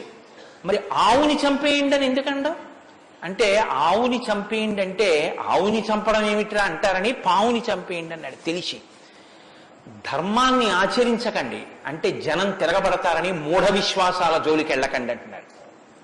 పేరు మార్చారు, కానీ వ్యవస్థని ధర్మానికి దూరం చేస్తున్నారు. ఆ స్థితి నుంచి మనం రక్షింపబడాలంటే మనకున్న ఆధారం ఒక్కటే, శ్రీరామాయణాన్ని వినాలి, శ్రీరామాయణాన్ని బాగా తెలుసుకోవాలి, శ్రీరామాయణాన్ని తరచి తరచి గమనించాలి. రామాయణం మనకి తెలుసున్న రామకథే కదా అనుకోకండి. నేను మీకు యథార్థం మనవి చేస్తున్నాను. మీరు రామాయణాన్ని ఎన్ని మాటలు చదవండి, ఎన్ని మాటలు వినండి, మీకు రామాయణం కొత్త కోణంలో ప్రకాశిస్తుంది, రామాయణం కొత్త కోణంలో భాషిస్తుంది. అంత గొప్ప రామాయణం. సరే, నువ్వు చెప్పేది రామాయణం కదా, రామాయణం గురించి ఎందుకు అంతసేపు చెప్తావు? మేము ఎదర వింటాం కదా రామాయణం, అసలు నువ్వు రామాయణం ప్రారంభం చెయ్యి అని మీరు అంటారు. నాకు తెలుసు. శ్రీరామాయణ ప్రారంభం ఎక్కడ జరిగింది అంటే, తపస్వాధ్యాయ నిరతం తపస్వీ వాగ్విదాం వరం నారదం పరిపప్రచ్చర్ వాల్మీకి మునిపుంగవం అన్నారు. ఒకానొక నాడు వాల్మీకి మహర్షి తన ఆశ్రమంలో ఉన్నారు. నారద మహర్షి వచ్చారు. నారద మహర్షి వస్తే వచ్చిన నారద మహర్షి ఎటువంటి వారో చెప్తున్నారు. మొదట ఏదో నారదుడు వచ్చారు, వాల్మీకి అడిగారు, అది కాదు ఆ శ్లోకం. మీరు ఆ శ్లోకాన్ని చాలా జాగ్రత్తగా గమనించాలి. ఎటువంటి నారదుడు ఎటువంటి వాల్మీకి మహర్షి ఆశ్రమానికి వచ్చారట? తపస్వాధ్యాయ నిరతం తపస్వి వాగ్విదాం వరం నారదం పరిపప్రచ్చర్ వాల్మీకిర్ మునిపుంగవం. ఈ శ్లోకం నేను చెప్పే ముందు మీతో ఒక మాట నేను మనవి చెయ్యాలి. వాల్మీకి మహర్షి ఆశ్రమానికి నారదుడు వచ్చి సంక్షేప రామాయణం చెప్పిన తరువాత కదా రామాయణం ప్రచారంలోకి వచ్చింది. వాల్మీకి మహర్షి ఆశ్రమానికి నారద మహర్షి వచ్చిన తరువాత రామాయణాన్ని ఎవరికి నేర్పారు? ఆయన రచన చేసి మొట్టమొదట ఎవరికి నేర్పి ఉండాలి? ప్రవాహము అంటే ఎవరి ద్వారానో వెళ్ళాలి కదా. అది మొట్టమొదట లోకంలో దాన్ని ప్రచారం ఎవరితో ప్రారంభమైంది? వాల్మీకి రామాయణ రచన చేసి ఎవరికి నేర్పారు? వాల్మీకి రామాయణ రచన చెయ్యగానే నేర్పిన మొట్టమొదటి శిష్యులు లవకుశులు. లవకుశులకి మొట్టమొదట రామాయణం నేర్పుంటే సీతమ్మ వాల్మీకి ఆశ్రమంలో ఉందా లేదా? ఉంది. వాల్మీకి ఆశ్రమంలోకి సీతమ్మ వచ్చి లవకుశులు పెద్దవాళ్ళై గురువు గారి దగ్గర శ్రీరామాయణాన్ని ఉపదేశం పొందడానికి యోగ్యమైనంత వయస్సు వచ్చేసిన తరువాత నారద మహర్షి వచ్చారు. వచ్చి సంక్షేప రామాయణం చెప్పారు. అప్పటి వరకు రామాయణం లేదు లోకంలో, అంతే. ఇంకా తర్వాత కదా వాల్మీకి రచించారు సంక్షేప రామాయణం విన్నాక. కాబట్టి ఇప్పుడు రామాయణ కథ ఏ స్థాయిలో ఉంది, ఏ స్థితి దగ్గర ఉంది? రామాయణ రచన మొదలయ్యేప్పటికీ రామాయణం పూర్తయిపోయే స్థితిలో ఉంది. రామాయణం పూర్తయిపోయే స్థితిలో రామాయణ రచన ప్రారంభమైంది. ఇది మీరు గమనించాలి. రామచంద్రమూర్తి పుట్టక ముందు రామాయణాన్ని రచించలేదు వాల్మీకి. రామచంద్రమూర్తి పట్టాభిషేక పూర్వం రామాయణ రచన జరగలేదు. రామాయణ రచన ఎప్పుడు జరిగినట్టు? రామచంద్రమూర్తి పట్టాభిషేకం చేసుకుని సీతమ్మ తల్లిని అడవులలో విడిచిపెట్టి, అడవులలో ఉన్న సీతమ్మని వాల్మీకి మహర్షి తన కుటీరానికి తీసుకెళ్లి లవకుశులు జన్మించి వాళ్ళు పెరిగి పెద్దవాళ్ళై యోగ్యులై విద్యాభ్యాసం చేసి సంగీత విద్యలో మంచి నిష్ణాతులై వాల్మీకి మహర్షి రచించిన రామాయణాన్ని బోధ చేస్తే నేర్చుకుని లోకంలో ప్రచారం చెయ్యగలిగినంత వయస్సు వాళ్ళు వచ్చిన తరువాత నారద మహర్షి వచ్చారు అక్కడికి. అలా ఎందుకు జరగాలి అంటే, వచ్చినటువంటి మహానుభావుడు రామచంద్రమూర్తిగా వచ్చాడు, మనుష్యుడిగా నడిచి చూపించేశాడు. అప్పటికే 11,000 సంవత్సరాలు ఇంచుమించు పూర్తయిపోతున్నాయి. జరిగిన కథ జరిగిపోయింది. జరిగిన కథ జరిగిపోయిన తర్వాత ఇప్పుడు వచ్చాడు నారదుడు. ఇప్పుడు జరిగిపోయిన కథలో అడుగు తీసి అడుగు వేస్తే ధర్మం రామాయణంలో. అడుగు తీసి అడుగు వేస్తే ఎంత కథ చెప్పాలండి నారదుడు వాల్మీకి మహర్షికి? రాముడు పుట్టుక ముందు దగ్గర నుంచి చాలా కష్టపడి రాముడు ఇలా మాట్లాడాడు, రాముడు అలా మాట్లాడాడు, సీతమ్మ రాముడి దగ్గరికి ఇలా వెళ్ళింది, దశరథ మహారాజు గారి దగ్గరికి రాముడు ఇలా వెళ్ళాడు, రాముడు కౌశల్య దగ్గరికి ఇలా వెళ్ళాడు, రాముడితో ఇలా మాట్లాడాడు, ఇవన్నీ నారదుడు చెప్పాలి. నారదుడు ఎలా చెప్పగలడు? చెప్పగలడు, సర్వజ్ఞుడు, మహానుభావుడు, గురుస్వరూపం కాబట్టి చెప్పగలడు. కానీ అలా చెప్తూ వెడితే రామాయణం ఎవరు చెప్పినట్టు అవుతుంది? నారదుడు చెప్పింది వాల్మీకి రాసింది అవుతుంది. మరి వాల్మీకి రామాయణ రచన చేశారని మనం ఎలా చెప్తున్నాం? ఒకటే కారణం, సంక్షేప రామాయణమే నారదుడు చెప్పాడు. కేవలం ఒక 100 శ్లోకాల దగ్గరలో రామకథని ఒక్కసారి అలా చిన్న మాల కింద అల్లి చెప్పి వెళ్ళిపోయాడంతే. మిగిలిన రామకథ రాముడు ఎలా కదిలాడో, ఎలా అడుగేశాడో, ఎలా నడిచాడో, ఎలా మాట్లాడాడో ఇవన్నీ వాల్మీకి మహర్షికి కనపడ్డాయి. ఎప్పుడు? అయిపోయాక కదండి. రాముడు పుట్టేశాక, రాముడు మాట్లాడాక, రాముడి పెళ్ళైపోయాక, రాముడు యుద్ధం చేశాక, రాముడు అప్పుడు సీతమ్మతో అంతఃపురంలో ఇలా మాట్లాడాడని వాల్మీకి తెలిసింది. ఎలా తెలిసింది? 2 కారణాలతో తెలియాలి. రాముడు చెప్పాలి, 2 వాల్మీకి ఊహ చెయ్యాలి. రాముడు చెప్తే అన్నీ అలా ఏకాంతంలో తాను సీతమ్మతో మాట్లాడినవి కూడా చెప్తాడా? మర్యాదా పురుషోత్తముడైన వాడు. 2 ఊహ చేస్తే ఊహ నిజం కావాలని ఎక్కడుంది? అప్పుడు రామాయణం మీరు వేదోపబ్రహ్మణంగా ప్రమాణంగా ఎలా స్వీకరించి చెప్పుకుంటున్నారు ఇవాళకి? కాబట్టి ఆ రెండిటికి మధ్యలో ఏదో ఉండాలి మీరు నమ్మాలంటే కదా. ఇప్పుడు చెప్పండి, రామాయణం ఓ కొత్త కోణంలో మీరు వినవలసిన అవసరం ఉందా లేదా ప్రారంభంలోనే? కాబట్టి నారదుడు వచ్చాడు, వాల్మీకి చెప్పాడు, అంతే. వినకండి. ఎటువంటి నారదుడు వచ్చాడు, ఎటువంటి వాల్మీకి చెప్తున్నాడు, అసలు ఏ స్థితిలో ఉన్నారు ఇప్పుడు వాల్మీకి మహర్షి అంటే? సీతమ్మ తల్లి ఆయన ఆశ్రమంలో ఉంది. సీతమ్మ తల్లి ఊరట పొందడానికి కావలసిన వాతావరణం ఆశ్రమంలో ఉంది. ఆయన నిరంతరము కూడా తపస్వి అయి ఉన్నారు. తపస్వి అంటే కృచ్ఛత్యాంద్రాయణాది వ్రతములు చేసేటటువంటి వాడు. అంటే శుక్లపక్షంలో తిథులు పెరుగుతున్నప్పుడు ఒక్కొక్క ముద్ద పెంచుకుంటూ వెడతారు. పౌర్ణమికి పూర్తిగా భోజనం చేస్తారు. బహుళపక్షంలో ఒక్కొక్క ముద్ద తగ్గిస్తూ అమావాస్య వచ్చేటప్పటికి పూర్ణంగా ఆహారం విడిచిపెట్టేస్తారు. ఇలా విడిచిపెట్టి నిరంతరం వేదం చదువుకుంటూ వేదము చేత ప్రతిపాదింపబడిన పరమేశ్వర స్వరూపాన్ని ఇక్కడ అనుభవంలోకి తెచ్చుకునే ప్రయత్నం చేస్తారు. అహం బ్రహ్మాస్మి అంటే అది కదండి. శృంగగిరి పీఠానికి మహావాక్యం అహం బ్రహ్మాస్మి, నేనే ఈశ్వరుడును అన్న వాక్యాన్ని అనుభవపూర్వకం చేసుకోవాలి. దానికి వ్రతం అంతా కర్మాచరణం. ఇప్పుడు ఈ కర్మాచరణం అంతా చేసి తపిస్తున్న వాల్మీకి దేని కొరకు తపిస్తున్నారు? బ్రహ్మముగా తనను తాను తెలుసుకొనుట కొరకు ప్రయత్నిస్తున్నారు. ఇప్పుడు యోగ్యమైన కాలం సిద్ధించింది. యోగ్యమైన కాలం సిద్ధిస్తే ఉపదేశం చెయ్యడానికి రావలసిన వాడు ఎవరు రావాలి? గురువుగారు రావాలి. గురువు గారి కన్నా మంగళస్వరూపం లోకంలో ఉంటుందా? ఇంకుండదు. అన్నిటికన్నా మంగళస్వరూపం ఏది అంటే గురువుగారి. గురువు గారి కన్నా గొప్పవాడు, గురువు గారి కన్నా అధికుడు లోకంలో ఉండడు. నగురోరధికం నగురోరధికం నగురోరధికం ఇది శివశాసనతః. గురువు కన్నా అధికుడి లోకంలో లేడు. మరి ఈశ్వరుడండే అని మీకు అనుమానం రావచ్చు. ఈశ్వరుడి కన్నా అధికుడు గురువే. ఎందువల్ల? అసలు గురువు లేకపోతే ఈశ్వరుడి యొక్క అస్తిత్వం ప్రకటనం కాదు. సరికదా. నేను మీకు ఒక మాటలో చెప్పాలంటే, శృంగగిరి పీఠాధిపత్యం వహించిన చంద్రశేఖర భారతీ స్వామి వారి దగ్గరికి ఒక వ్యక్తి వెళ్ళి అన్నాడు, నా దగ్గర 1 కన్నా ఎక్కువ మంత్రాలు ఉపదేశం పొందినవి ఉన్నాయి. నేను ఒక మంత్రానికి ధ్యాన శ్లోకం చేసి మంత్రాన్ని అనుష్ఠిస్తుంటే ఇంకో మంత్రం యొక్క ధ్యాన శ్లోకంలో స్వరూపం కనబడుతోంది, నన్ను ఏం చేయమంటారని అడిగాడు. ఆయన అన్నారు, నీకు ఉపదేశం చేసినటువంటి గురువు గారి పాదాలు నీకు కనపడుతుంటాయా? అయ్యో నాకు చాలా ఇష్టం అండి, మా గురువు గారి పాదాలు నాకు బాగా జ్ఞాపకం. ఏ మంత్రం చేసినా గురువుగారి పాదాలే చూడన్నారు. అలా ఎలా కుదురుతుందండి అన్నాడు ఆయన. ఆ ధ్యాన శ్లోకంలో రూపం కదా చూడాలి. ఏ మంత్రం చేసినా గురువు గారి పాదాలు ఎలా చూస్తాం? ఏ గురుర్ బ్రహ్మ గురుర్ విష్ణు గురుర్దేవో మహేశ్వర. గురువే బ్రహ్మ, గురువే విష్ణువు, గురువే మహేశ్వరుడు. ఇక గురువు గారి పాదాలే ఆ దేవతలన్నీ. కాబట్టి గురువు గారి పాదాలు చూస్తూ నువ్వు ఏ మంత్రం చెప్పినా ఆ మంత్రం సిద్ధిస్తుంది. అయినప్పుడు ఇప్పుడు గురుదర్శనమే మంగళకరమైనటువంటి దర్శనం. నారదుని యొక్క దర్శనం, నారదుని యొక్క పేరెత్తడం కన్నా గొప్పతనం ఇంకోట్లేదు. కాబట్టి ఇప్పుడు రామాయణ ప్రారంభం దేనితో ప్రారంభమైంది? గురువు గారి దర్శనంతో ప్రారంభమైంది. నారద మహర్షి దర్శనం గురువు యొక్క దర్శనం. ఎవరికి? వాల్మీకి. రామాయణాన్ని నమ్ముకున్న జాతికి ప్రతినిధి. మనకే దర్శనంతో ప్రారంభమైంది? జగద్గురు దర్శనంతో మనకి ప్రారంభమైంది. కాబట్టి ఇప్పుడు ఎవరొచ్చారు? ఆ వచ్చినటువంటి వ్యక్తి సామాన్యమైనటువంటి వ్యక్తి రాలేదు, నారదుడు. ఆ వచ్చినటువంటి వారు మహానుభావుడై తపస్వాధ్యాయ నిరతం, నిరంతరము తపస్సు చేసేటటువంటి వారు.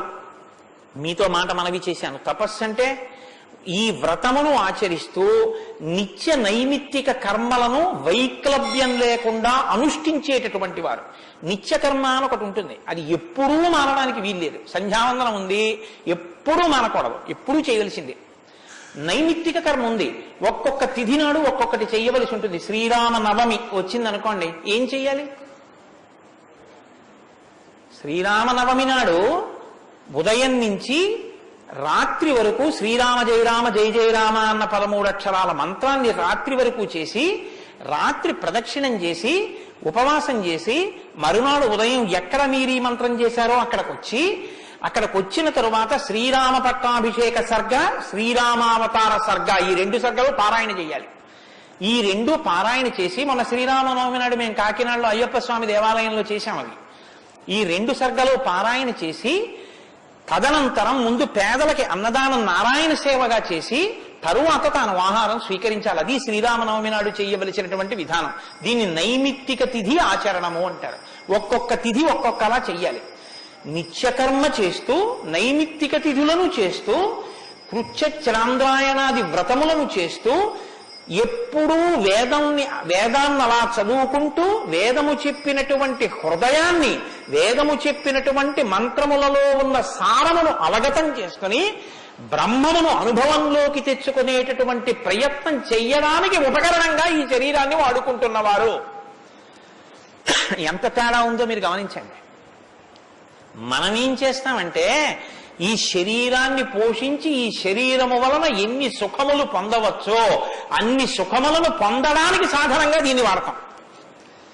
ఇది ఎందుకు అంటే, దీంతో అబ్బో ఎన్ని రుచులు చూస్తాడో, దీనికి ఎన్ని స్పర్శ సుఖాలు ఇస్తాడో, దీంతో ఎన్ని వినకూడనివి వింటాడో, దీంతో ఎన్ని పీల్చకూడనివి పీలుస్తాడో. వాళ్ళేం చేస్తారంటే, దీన్ని సాధనంగా చేసుకుని దీన్ని ఎలా వాడుకోవాలో అలా వాడుకుంటూ దీన్ని అడ్డు పెట్టుకుని, దీని ద్వారా దేన్ని తెలుసుకున్న తర్వాత ఇది పడిపోయినా పర్వాలేదో అది తెలుసుకోవడానికి ఉపకరణంగా దీన్ని వాడుకుంటాడు. ఏమిటో నువ్వు అలా అన్నావు కానీ ఆ మాట ఏం స్పష్టంగా లేదని మీరు అంటారు, నాకు తెలుసు. భగవాన్ రమణుల మాటల్లో చెప్తే మీకు స్పష్టంగా అర్థమవుతుంది. ఇప్పుడు నేను అన్న మాటకి తెలుసుకోవలసినది తెలుసుకునేంత వరకు దీన్ని ఉపకరణంగా వాడుకోవడం అంటే ఏమిటని అడిగారు రమణ మహర్షిని. ఆయన అన్నారు, భోజనం చేశాక విస్తర అవతల పారేయడం. విస్తరని ఏం చేస్తారండి? బాదమాకులు తెచ్చి, చీపురు పుల్లలు తెచ్చి, సన్నగా చీల్చి, ముక్కలు చేసి, అన్నం తినేటప్పుడు ఊడిపోయి అన్నంలో కలిసిపోకుండా జాగ్రత్తగా కుట్టి, ఆకు తెచ్చి వేసుకుని, నీళ్లు జల్లి తుడిచి, పదార్థాలు వేసుకుని, అన్నమంతా తిని ఉత్తరాపోసనం పట్టిన తర్వాత అప్పుడు తీసుకెళ్లి ఆకు మీద పెంటకుప్ప మీద పారేస్తారు. అంతేగాని ఆకు పుట్టింది ఎందుకు అంటే, ఆకు పుట్టింది ఎందుకు అంటే చివరి పెంటకుప్ప మీద పారేయడమేనండి, అందుకు పారేస్తాం అంటారా? దేనికి వాడుకోవాలో దానికి జాగ్రత్తగా వాడుకుని ఆ ప్రయోజనం అయిపోయిన తరువాత పెంటకుప్ప మీద విస్తరాకుని పడేసినట్టు దీన్ని సాధనంగా చేసుకుని, దీనిలో ఉండి దీనితో తరించి, దీనిలో ఉండి దీని వలన బ్రహ్మం అంటే ఏమిటో తెలుసుకుని అనుభవంలోకి వచ్చిన తర్వాత ఇది పడిపోతున్నా ఇది నేను కాదన్న సత్యం ఎరుకలోకి రావడం వల్ల దీని మీద భ్రాంతి లేకుండా ఇది పడిపోతున్నా సాక్షిగా చూసి, ఇది పడిపోయిన తర్వాత తాను ఒకటి ఏది మారని సత్యమో సత్యంగా నిలబడిపోవడాన్ని నిత్య నైమిత్తిక కర్మాచరణ చేత తాను పొందవలసిన స్థితిని పొందగలిగినటువంటి తపస్వాధ్యాయ నిరతుడు అని పిలుస్తారు. ఇప్పుడు నారదుడు అది అంటే, ఇప్పుడు ఆయన సద్గురువు, మహానుభావుడై ఉన్నాడు. నారం దదాతి ఇది నారద, ఆయన జ్ఞానం ఇస్తాడు. కాబట్టి ఇప్పుడు తపస్వాధ్యాయ నిరతం అటువంటి వారు ఎక్కడికి వచ్చారు? వాగ్విదాం వరం. ఆయన ఎటువంటి వాడు? వాగ్విద. వాక్ అంటే వేదం, వాక్ అంటే బ్రహ్మం, విదుడు అంటే తెలుసుకున్నవాడు. విద్దన్న ధాతువులోంచే వేదము అన్న మాట వచ్చింది. ఏది తెలుసుకున్న తర్వాత ఇంకొకటి తెలుసుకోక్కర్లేదో అది వేదం. ఇప్పుడు తెలుసుకోవడం ఒకెత్తు, తెలుసుకున్న దాన్ని అర్థమయ్యేటట్టు చెప్పగలిగిన ప్రజ్ఞ ఒకెత్తు. ఒక ఆయన తెలుసుకున్నాడు కానీ ఆయన చెప్పలేడు, ఆయన చెప్తే అయోమయంగా ఉంటుంది. ఒక ఆయన స్పష్టంగా చెప్పగలడు, తాను అనుభవించాడు, అనుభవించిన దాని వైపుకి మిమ్మల్ని తిప్పగలడు. ఈ ప్రజ్ఞ ఉన్నవాడు. కాబట్టి వాగ్విదాం వరహ, బ్రహ్మమును బాగా తెలుసుకున్న వాళ్ళల్లో శ్రేష్ఠుడైన వాడు తాను తెలుసుకుని శిష్యుల్ని ఉద్ధరించడం కోసం కిందికి దిగొచ్చి మాట్లాడగలిగినటువంటి ప్రజ్ఞ కలిగిన వాడు. ఇటువంటి వాగ్విదాంబరం నారదం. అటువంటి నారదుణ్ణి ఎవరు ప్రశ్నించారు? ఇప్పుడు అడిగినవాడు వాల్మీకి మహర్షి. ఆయనటువంటి వారు తపస్వి, తపస్సు చేస్తున్నవారు. తపస్సు అంటే నేను మీకు ఇందాక చెప్పాను, బ్రహ్మమును తెలుసుకోవాలని తాపత్రయంతో ఉన్నటువంటి వారు, భావన వ్యగ్రతతో ఉన్నవారు. ఈయన నారదుణ్ణి అడిగారు. ఏమని అడిగారు? అయ్యా మీరు వచ్చారు, చాలా సంతోషం అండి, నాకు ఏ ఆపదలు రాకుండా మా అబ్బాయికి ఉద్యోగం వచ్చేటట్టు, నాకు సంతోషంగా ఉండేటట్టు, మా ఆశ్రమంలో ఆవులన్నీ ఎప్పుడు పాలిచ్చేట్టు చూడండి అని అడగలేదు ఆయన. ఆయన ఒక చిత్రమైన ప్రశ్న ఒకటి వేశాడు. అది లోకంలో సాధారణంగా ఎవ్వరూ అడగని ప్రశ్న. అందుకని రామాయణం పుట్టింది, లేకపోతే రామాయణం పుట్టే అవకాశం లేదు. మీరు ఒకటి బాగా జ్ఞాపకం పెట్టుకోండి, జ్ఞానం ఎక్కడి నుంచి పుడుతుంది అంటే ప్రశ్న చక్కగా వెయ్యగలిగినటువంటి శిష్య ప్రజ్ఞలోంచి పుడుతుంది. నేను నారదం పరిపప్రచ్ఛ, పరిప్రశ్న చేశారు. ప్రశ్న అంటే అడగడం అండి. నేను ప్రశ్న వేశానండి అంటే అర్థం ఏంటి? నేను మిమ్మల్ని అడిగాను అని. పరిప్రశ్న అంటే ఇది బాగా అర్థం చేసుకోవాలి. నారదుణ్ణి పట్టుకుని ఏదో అడిగేస్తే ఆయన ఏం చెప్పడలాగా, పరిప్రశ్న చేస్తే చెప్పాడు ఆయన. పరిప్రశ్న అంటే, ప్రశ్న అంటే అడగడం, పరి అంటే, పరి అన్న మాట ముందు కలిపారు మహర్షి.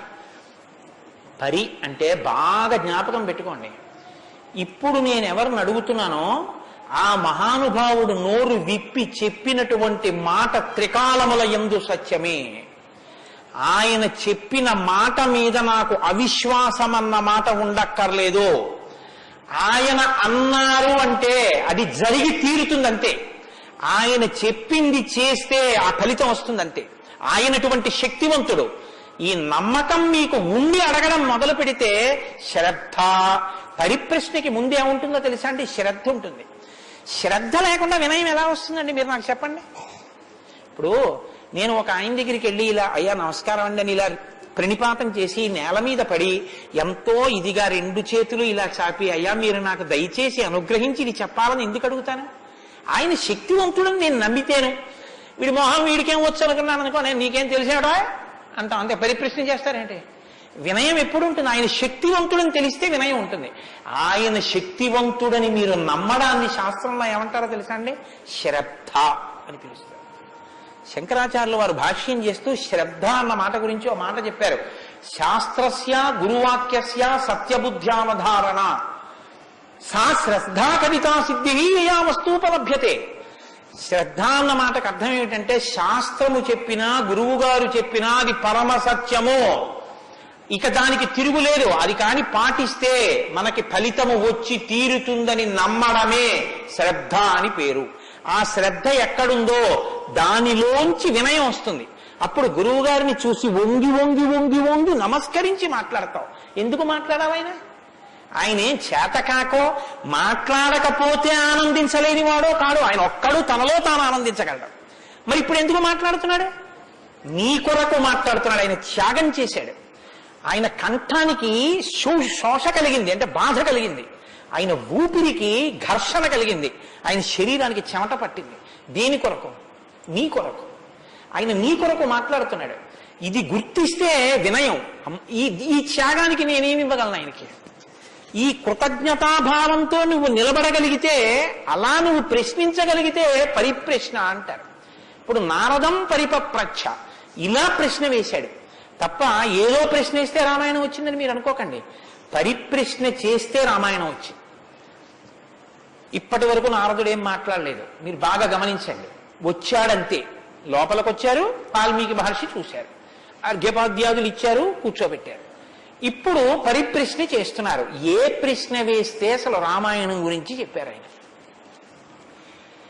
వాల్మీకి మహర్షి అడిగిన ప్రశ్న ఏమిటంటే ఆయన్ని, కోన్వస్మిన్ సాంప్రదం లోకే గుణవాన్ కస్య వీర్యవాన్ ధర్మజ్ఞశ్చ కృతజ్ఞశ్చ సత్యవాక్యో దృఢవ్రత చారిత్రేణి చ కోయుక్త సర్వభూతేషు కోహిత విద్వాన్ కః కస్సమర్థశ్చ కశ్చైక ప్రియదర్శనః ఆత్మవాన్ కో జితక్రోధో ద్యుతిమాన్ కో నరసూయకః కస్య బిభ్యతి దేవాశ్చ జాతరోషస్య సంయుగే. 16 గుణములు అడిగారు ఆయన. ఈ 16 గుణములు పరిపూర్ణముగా ఉన్నటువంటి ఒక మానవుడు ఈ లోకంలో ఈ కాలంలో నేను ఉన్న రోజుల్లోనే నేను ఇప్పుడు శరీరంతో తిరుగుతుండగా నా మాంసనేత్రంతో చూడడానికి వీలుగా ఎక్కడైనా ఎవరైనా ఉన్నారా అని అడిగాడు. అంటే అలాంటి వారే ఉన్నారు. ఆయన భార్యయే తన ఆశ్రమంలో ఉంది. ఇది తెలుసా వాల్మీకి? తెలియదని చెప్పవలసి ఉంటుంది. మరి ఇప్పుడు ఎందుకు వచ్చింది ఈ ప్రశ్న ఆయన నోటి వెంట? అమ్మవారు వచ్చింది కాబట్టి వచ్చింది. అమ్మవారు ఎందుకు వచ్చింది? అసలు రహస్యం ఏమిటంటే రామాయణం లోకానికి అందాలంటే సీతమ్మ యొక్క సేవాభాగ్యం వాల్మీకి లభించాలి. సీతమ్మ సేవాభాగ్యమే శారదాదేవి సేవాభాగ్యం. అది అందితే నోటి వెంట ఈ ప్రశ్న వచ్చింది. నోటి వెంట ఒక్క ప్రశ్న వస్తే యుగాలు మారిపోయినా మనుష్యుడిగా పుట్టిన ప్రతివాణ్ణి తరింపచేయగలిగిన ఒక ఆది కావ్యం ఆయన నోటి వెంట వచ్చింది. ఇది రావడానికి ముందు సీతమ్మ రావాలి. అందుకని ముందు సీతమ్మ వచ్చేసింది ఆశ్రమానికి. వచ్చి అక్కడ కూర్చుంది. ఆ రామాయణాన్ని ప్రచారం చెయ్యగలిగిన యోగ్యమైన శిష్యుల్ని కూడా సీతమ్మే వాల్మీకి ఇచ్చింది లవకుశల రూపంలో. ఇది వాల్మీకిని సీతమ్మ తరింపచేసిన తీరు మీరు జాగ్రత్తగా గమనించగలిగితే వాల్మీకి తరించడానికి మొదటి కారణం సీతమ్మే. అందుకే ఆయన అన్నారు, నేను చెప్పిన రామాయణానికి పేరేమిటో తెలుసా? సీతాయాస్ చరితం మహత్ అన్నారు. అది సీతమ్మ చరిత్ర అన్నారు. తల్లి ఎంత గొప్ప తల్లు మీరు ఆలోచించండి. అందుకే సీతమ్మ ఒకరు శారదమ్మ ఒకరా? కాదు, సీతమ్మే శారదమ్మ. కాబట్టే అంత జ్ఞానం వాల్మీకి ఇచ్చి ఈ ప్రశ్న వేయించింది. ఎందుకు వేయించాలి? సీతమ్మ వెళ్ళిపోతే రామావతారం వెళ్ళిపోతుంది. ఇక సీతమ్మ వెళ్ళిపోతుంది. ఆ రోజులు వచ్చేసాయి. అప్పటికి ఆ రోజు వచ్చేసింది. ఎందుకంటే ఇక అశ్వమేధయాగం చేసేస్తాడు రాముడు. అశ్వమేధయాగం చేస్తే సీతమ్మ కనపడుతుంది రాముడికి. సీతమ్మ రాముడికి కనపడితే వేరొకసారి పాతివ్రత్యాన్ని నిరూపించుకోమని చెప్తాడు. ఎందుకు చెప్తాడంటే ఎప్పుడు లోకం కోసం, తన కోసం కాదు. ఈ మాట అనగానే ఆవిడంటుంది, నా ప్రయోజనం అయిపోయిందా? నీకు భార్యగా నీ వంశాన్ని నిలబెట్టడానికి. రామకథ నరుడి కథ బాగా గుర్తుపెట్టుకోండి. రామకథ దేవుడి కథని మీకు జరిగితే మీకు ఎంత పనికి వస్తుందో నేను చెప్పలేను. రామకథ నరుడి కథని మీరు వినండి, మీకు పనికొస్తుంది. అందుకే సీతమ్మ ఈ మాట అంది, నేను ఎందుకు వచ్చానో తెలుసా నీ పక్కకి? నీ వంశం తరించాలి. నీ వంశం తరించాలంటే నీకు పితృరుణం తీరాలి. పితృరుణం తీరాలంటే నీకు బిడ్డలు కనాలి. నీకు బిడ్డలు పుట్టాలి అంటే నా సహకారం ఉండాలి. నేను నా శరీరాన్ని త్యాగం చేస్తే నా కడుపులో ఉన్న బిడ్డలు కూడా పోతారు. పోతే నీకు పితృరుణం తీరదు. నువ్వు ఏకపత్ని వృతుడవు. ఇంకొక బిడ్డని, ఇంకొక ఆడదాన్ని స్వీకరించావు, నీ వంశం ఆగిపోతుంది. నా కారణంగా నీ వంశం ఆగకూడదు. నీ వంశం కొనసాగడానికి నీకు బిడ్డల్ని ఇచ్చాను. నా ప్రయోజనం అయిపోయింది, నేను వెళ్ళిపోతున్నానని భూమిలోకి వెళ్ళిపోయింది ఆవిడ. ఆవిడ వెళ్ళిపోయిన తర్వాత ఇక రామావతారం లేదు. సరయూ నదిలో ప్రవేశించి రామావతారం కూడా పూర్తయిపోయింది. ఇప్పుడు రామావతారం పూర్తయిపోకముందే సీతమ్మ రామాయణం పలికించాలి వాల్మీకితో. పలికించాలంటే ఈ సన్నివేశాన్ని సృష్టించాలి. నారదుణ్ణి పిలిపించింది ఆవిడ. కాబట్టి వచ్చాడు మహానుభావుడు. వస్తే ఆయన ఈ ప్రశ్న అడిగాడు. ఇప్పుడింత ఆర్తితో ఈ ప్రశ్న అనుకోకుండా నోటి వెంట వస్తే తప్ప రామాయణ కథ ప్రారంభం కాదు. అందుకని అడిగాడు, కోన్వస్మిన్ సాంప్రతంలోకే గుణవాన్ కస్య వీర్యవాన్. ఈ కాలంలో నారద మహర్షి ఇప్పుడు నేను చూడడానికి వీలుగా నేను అడిగిన మహానుభావుడు ఎవరైనా ఉన్నాడా? ఎవరు? 16 గుణములు ఉన్నవాడై ఉండాలి. గుణమన్న మాటకు అర్థం ఏమిటి? తాను గురుముఖత నేర్చుకున్నటువంటి విద్య ఏ కాలమునందు ప్రవర్తనలో ఎలా ప్రకాశించాలో అలా ప్రకాశిస్తే అది గుణముగా కనపడుతుంది.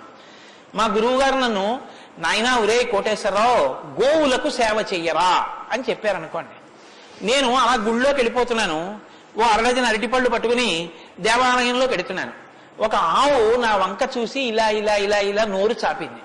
నేను ఆ ఆవుని దవడ మీద ఒక్క దెబ్బ కొట్టి గుళ్ళోకి వెళ్ళాను. మా గురువు గారు సంతోషించచ్చా? మా గురువు గారు చెప్పారు, రే పరాశక్తికి ఆవుకి తేడా లేదురా అని చెప్పారు. ఇప్పుడు నేనేం చెప్పాలి?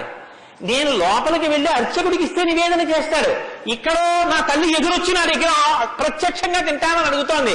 అమ్మ ఏమి భాగ్యం, అక్కడ ఇంకా తొక్క తీసి పెట్టాలి, ఇక్కడ తొక్కతో తినడానికి సిద్ధంగా ఉన్నావు. నా చేత్తో పెట్టుకుంటాను. 2 చెప్పులు ఇప్పి గభాలో 2 అరటిపళ్ళు నేను పెట్టాలి.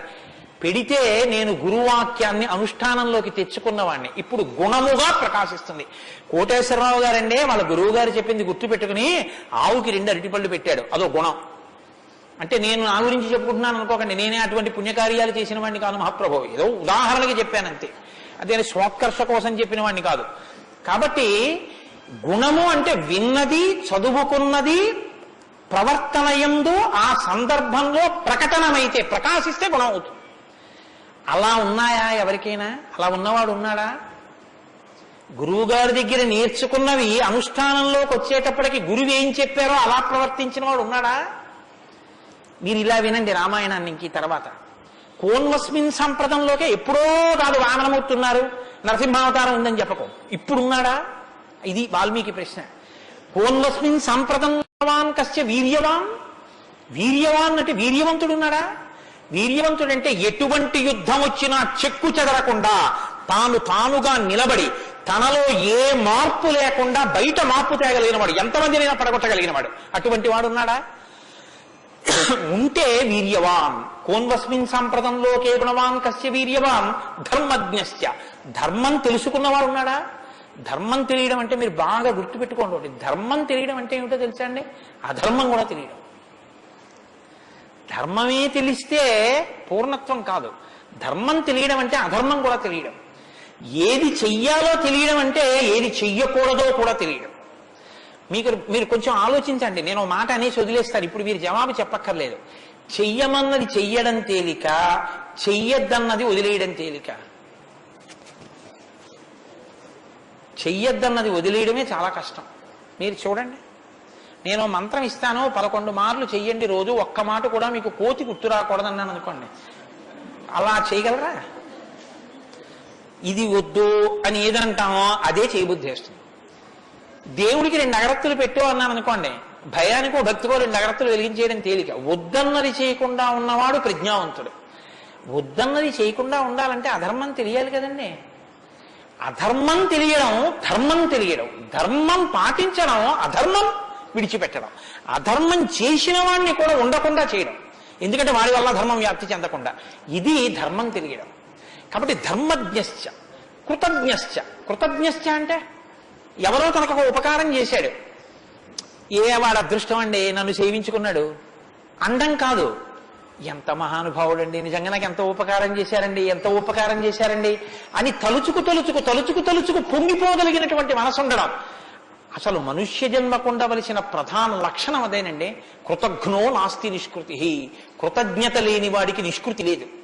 అటువంటి కృతజ్ఞత ఉన్నవాడు ఉన్నాడా లోకంలో ఎవరైనా? ధర్మజ్ఞశ్చ కృతజ్ఞశ్చ సత్యవాక్యో.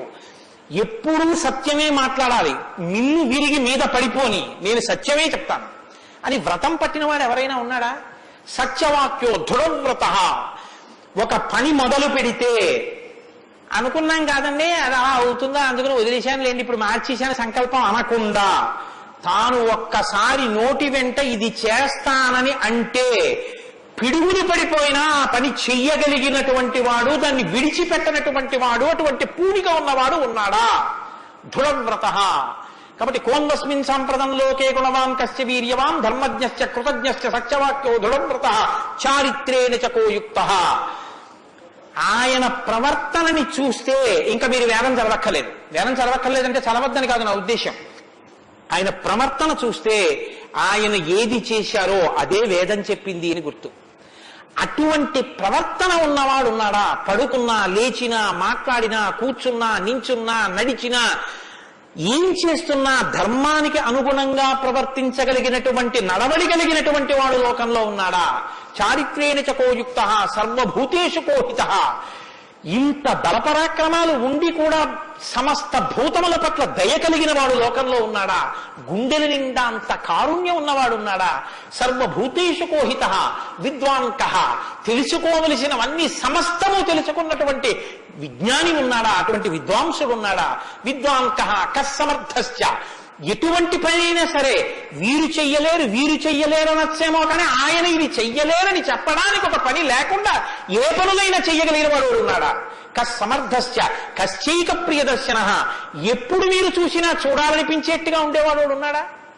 ఆయన యుద్ధం చేస్తుంటే వింటినారి లాగుతున్నాడు అందం, ఆయన అడవిలో నడుస్తున్నాడు అందం, ఆయన కిరీటం పెట్టుకున్నాడు అందం, ఆయన పాదపీఠం మీద పాదం పెట్టాడు అందం, ఆయన జిన్నెడు పాలు పోసుకుని జటాజూటం కట్టుకున్నాడు అందం, ఆయన ఏమీ లేదు నారచీర కట్టుకుని కోదండం పట్టుకున్నాడు అందం, ఆయనకి కోపం వచ్చి కన్నులు ఎర్రబారాయి అందం, ఆయన బాలరాముడిగా పిలక పెట్టుకుని వెడుతున్నాడు అందం, సీతమ్మతో మాట్లాడుతున్నాడు అందం, నిద్రపోతున్నాడు అందం, అసలు ఏది చూసినా అందం. అబ్బా ఇప్పుడు అంత బాగుంటాడండి, ఆ తర్వాత బాగుంటాడండి, కొంచెం అలంకారం చేసుకుంటాడు బాగుంటుంది అనడానికి ఏమైనా ఉంటుందా?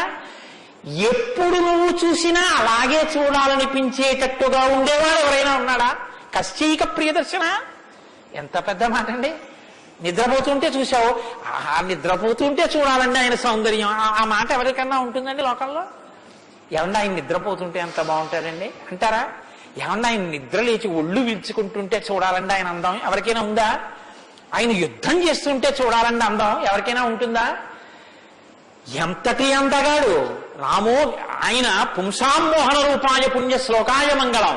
ఆడవాళ్ళు మోహించడం కాదు, పురుషులు మోహించారు ఆయన్ని. అంతటి అందగాడు. కొన్ని కోట్ల మంది కంఠాలు కోసేశాడంతే రామావతారంలో, నెత్తుటిని ఏర్లు పారించాడు. అయినా అందం. ఈ భుజాలు అందం, గడ్డం అందం, చెక్కిళ్ళు అందం, ఆ ఆజానబాహు వరవింద దళాయతాక్షం, ఆ కళ్ళందం, ఆ కనుబొమలందం, ఆ ముక్కందం, ఆ మూచందం, ఆ గడ్డం అందం, ఆ కంఠం అందం, అన్నీ అందం. అందమే రాముడు, రాముడే అందం, రాముడే అభిరాముడు. అటువంటి వాడు ఉన్నాడా? కశ్చైక ప్రియదర్శన ఆత్మవాంకో, గొప్ప ధైర్యవంతుడు ఉన్నాడు ఆ లోకంలో. ధైర్యవంతుడు అంటే మీరు బాగా జ్ఞాపకం పెట్టుకోండి, ధైర్యవంతుడు అన్న మాటకు అర్థం ఏంటో తెలుసా అండి? భయం లేనివాడు అని కాదు. ధైర్యము అన్న మాటకి ఇంకో అర్థం కూడా ఉంది. ధైర్యము అంటే తాను ఏ పని మీద బయలుదేరాడో ఆ పనికి అనుగుణమైనటువంటి సంభారములను మాత్రమే దగ్గరుంచుకుని ఆ పని మీద మాత్రమే దృష్టి పెట్టి ఆ పనిని పాడు చేసేటటువంటి ఏ ఇతర ఆకర్షణీయమైనటువంటి వ్యవహారమైన త్రోసి రాజని విడిచిపెట్టగలిగినటువంటి పూనిక ఉన్నవాడు ఉన్నాడా? నేను ఏకపత్ని వ్రతం చేస్తానన్నాడు, భార్యని రావణాసురుడు ఎత్తుకుపోయాడు, చాలా మంది వచ్చి మీద పడ్డారు. మా నాన్నగారు దక్షిణ నాయకుడు, మా వంశంలో చాలా మంది దక్షిణ నాయకులు, మా ఆవిడ దగ్గర లేదు కదండి అని ఏమైనా పొరపాటు పడ్డాడా? తాను ఏది అన్నారో రామో దీర్ణాభిభాషతే, 2 మాటలు నాకు రావమ్మా అన్నాడు అంతే. లోకంలో అవతార పరిసమాప్తి వరకంతే. అలా ఉండగలిగిన వాడు ఉన్నాడా? ఆత్మవాంకో జితక్రోధో, కోపాన్ని గెలిచిన వాడు ఉన్నాడా? కోపాన్ని గెలవడం ఏమిటండి? అది ఏమైనా ఎదురుగుండా వచ్చి నిలబడుతుందా క్రోధం? ఎలా గెలుస్తారు అంటే క్రోధం ఎక్కడి నుంచి వస్తుందో మూలస్థానాన్ని గుర్తెరగడం, వికార కారణాన్ని తెలుసుకోవడమే క్రోధాన్ని గెలవడం. అంటే మీరు చూడండి, నాకండి ఎంత కోపం వచ్చేసిందో అంటాడు. ఎంత కోపం వచ్చేసిందో ఎక్కడి నుంచి వచ్చింది? ఇక్కడి నుంచే రావాలి కోపం. ఇక్కడి నుంచి రావడానికి అనువైన అవకాశం, వాతావరణం నువ్వు ఇస్తే రావడానికి సిద్ధంగా ఉంటుంది. మంట పుట్టడానికి సిద్ధంగా ఉన్నట్టు ఉంటుంది అది. నువ్వు అది పుడితే ఎంత వికారంగా ఉంటావో, నీ ముఖం ఎలా ఉంటుందో, ఎంత జేవురించుకుని ఉంటుందో, ఎలా అరుస్తావో, నీ చేతులు ఎలా ఉంటాయో ఓసారి ఆ టైంలో వీడియో తీసి చూసుకో ఎలా ఉంటుందో. అసహ్యం వేస్తుంది మన మీద. మనకి అదేంటంటే అలా ఉన్నాననిపిస్తుంది. ఇన్ని వికారములు ఇది వస్తే వస్తున్నాయని తెలుసుకుని అది రాకుండా తొక్కి పెట్టగలిగిన వాడు ఉన్నాడా? అలా ఉంటే జితక్రోధో, అలాంటి వాడు ఉన్నాడయా లోకంలో? ఆత్మవాంకో జితక్రోధో ద్యుతిమాంకో, అపారమైనటువంటి కాంతి కలిగిన వాడు ఉన్నాడా?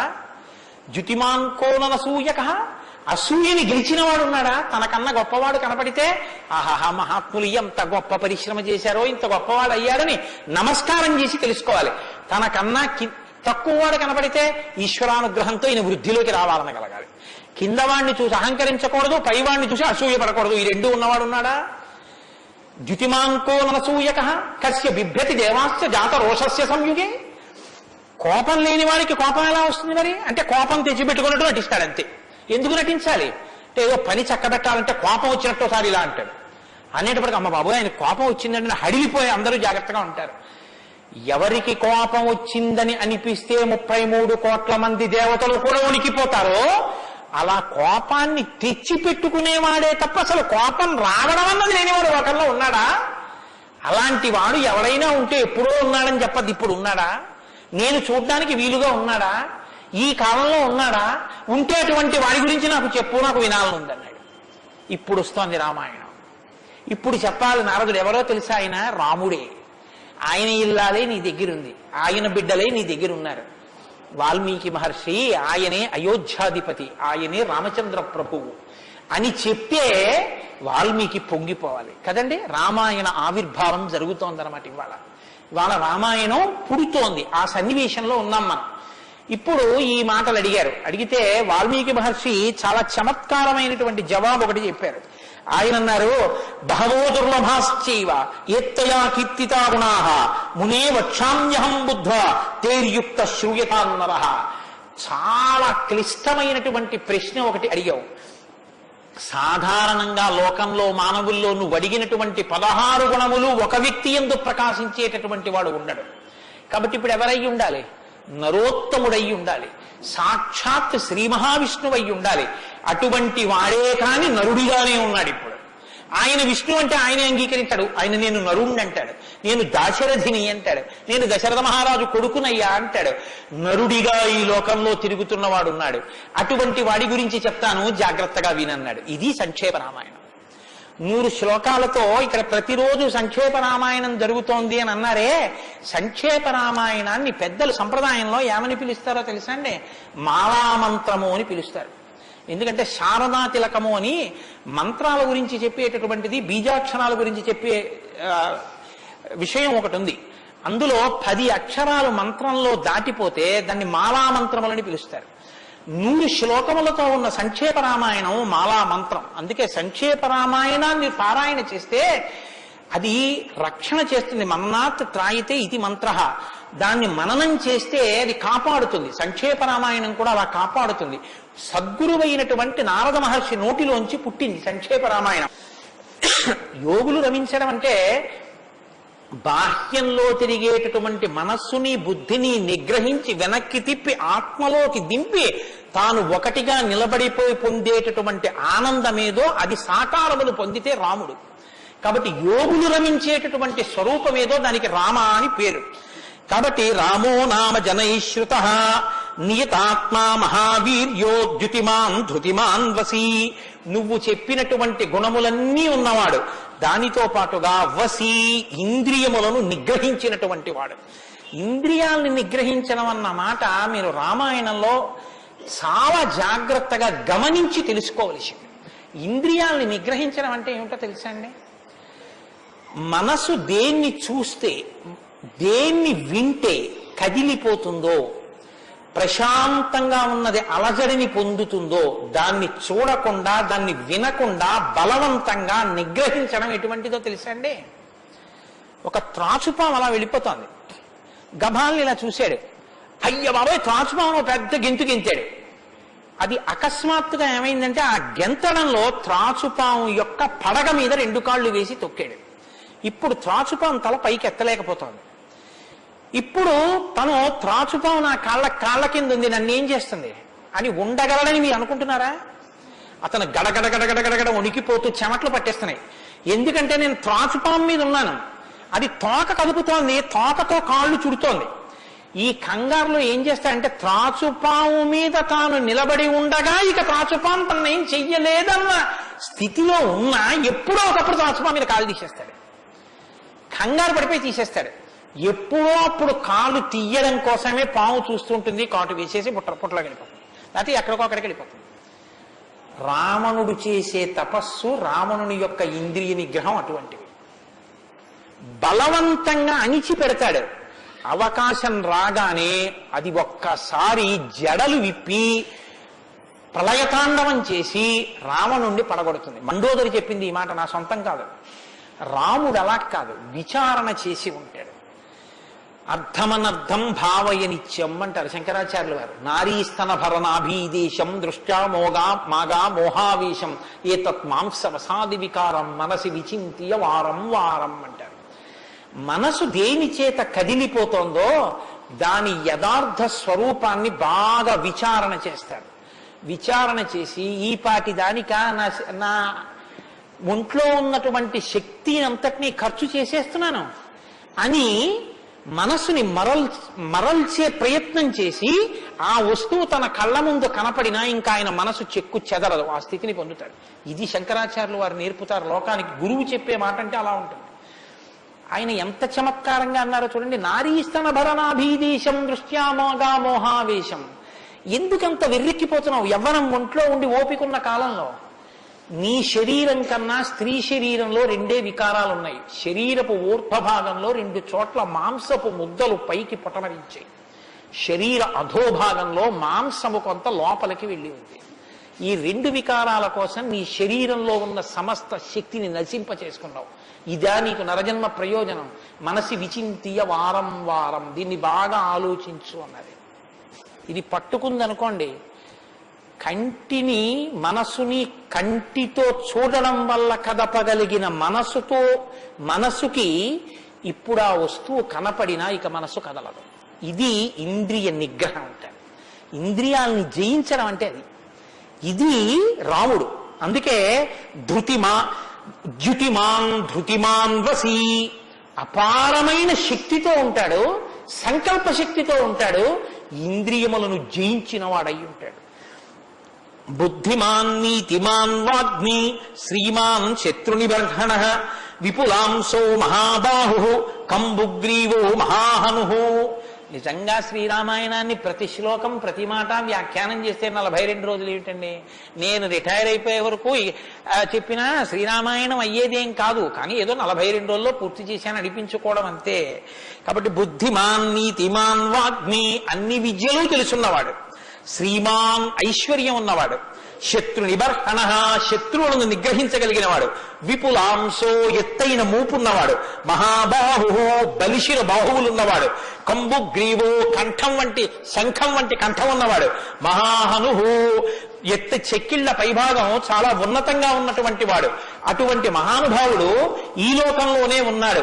ప్రజాపతి సమశ్రీమాం ధాతారి పురుషూదన రక్షిత జీవలోకస్య ధర్మస్య పరిరక్షిత రక్షిత స్వస్య ధర్మస్య స్వజనస్య చ రక్షిత వేద వేదంగతత్వజ్ఞో ధనుర్వేదే చ నిష్ఠితః. ఎంత గొప్పగా మాట్లాడారండి నారద మహర్షి. నిజంగా ప్రజాపతి సమశ్రీమాన్, ఈ ప్రపంచాన్నంతటినీ పోషించగలిగినటువంటి వాడు, సాక్షాత్ శ్రీ మహావిష్ణువు. ధాతారి పునిషూదన శత్రువులను నిగ్రహించగలిగిన వాడు, రక్షిత జీవలోకస్య ఈ లోకాలన్నింటినీ రక్షించగలిగిన వాడు, ధర్మస్య పరిరక్షిత ధర్మాన్ని రక్షించేటటువంటి వాడు. ధర్మాన్ని రక్షిస్తాడు కాబట్టి అధర్మాన్ని నిగ్రహిస్తాడు కూడా. ధర్మస్య పరిరక్షిత రక్షిత స్వస్య ధర్మస్య, తన ధర్మాన్ని తాను రక్షించుకుంటాడు. రక్షిత స్వస్య ధర్మస్య స్వజనస్య చ రక్షిత, అందరినీ రక్షిస్తే మరి స్వజనులు ఎవరు? అంటే ఆయననే నమ్ముకుని ఉన్న వాళ్ళెవరో ఆ వారి రక్షణ యందు మరింత అప్రమత్తంగా ఉండేటటువంటి స్వరూపం ఉన్నటువంటి వాడు. అటువంటి వాడు సచ సర్వగుణోపేత కౌసల్యానందవర్ధన సముద్రైవ గాంభీర్యే ధైర్యేణ హిమవానివా. ఇందులోంచేనండి వాల్మీకి మహర్షి చెప్పిన శ్లోకాల్లోంచే తర్వాత ఉపమానాలన్నీ వచ్చాయి. ఇప్పటికీ మనం చూడండి, ఆయన మేరునగ ధీరుడండి అంటాం. ఆయన్ని పోల్చి చెప్పేటప్పుడు హిమవత్ పర్వతము వంటి వాడు, సముద్రము వంటి గాంభీర్యం ఉన్నవాడు అని చెప్పారు నారద మహర్షి. సముద్రం చూడండి ఎంత గంభీరంగా ఉంటుందో. సముద్రం కడుపులో ముత్యాలు, రత్నాలు, వజ్రాలు ఇన్ని ఉంటాయి. ఇన్ని ఉన్నా కప్పి ఉంచుతుంది. సముద్రంలో బడబాగ్ని ఉంటుంది, కానీ తాను మాత్రం చల్లగా ఉంటుంది. సముద్రం ఒడ్డుకొస్తుంది, వచ్చి మీ కాళ్ళు తాను కడుగుతుంది. చేతకానిది ఎదురొచ్చి మీ కాళ్ళు కడిగిందని మీరు ధూర్తతనంతో లోపలికెడితే మిమ్మల్ని తనలో కలుపుకుంటుంది. ఎదురొచ్చి మీ దగ్గరికి వస్తోంది కదా అని మీ కాలి చెప్పు తీసి అందులో వేస్తే తీసుకొచ్చి అవతల బారేస్తుంది ఒడ్డున. ఇది సముద్రం యొక్క గాంభీర్యం.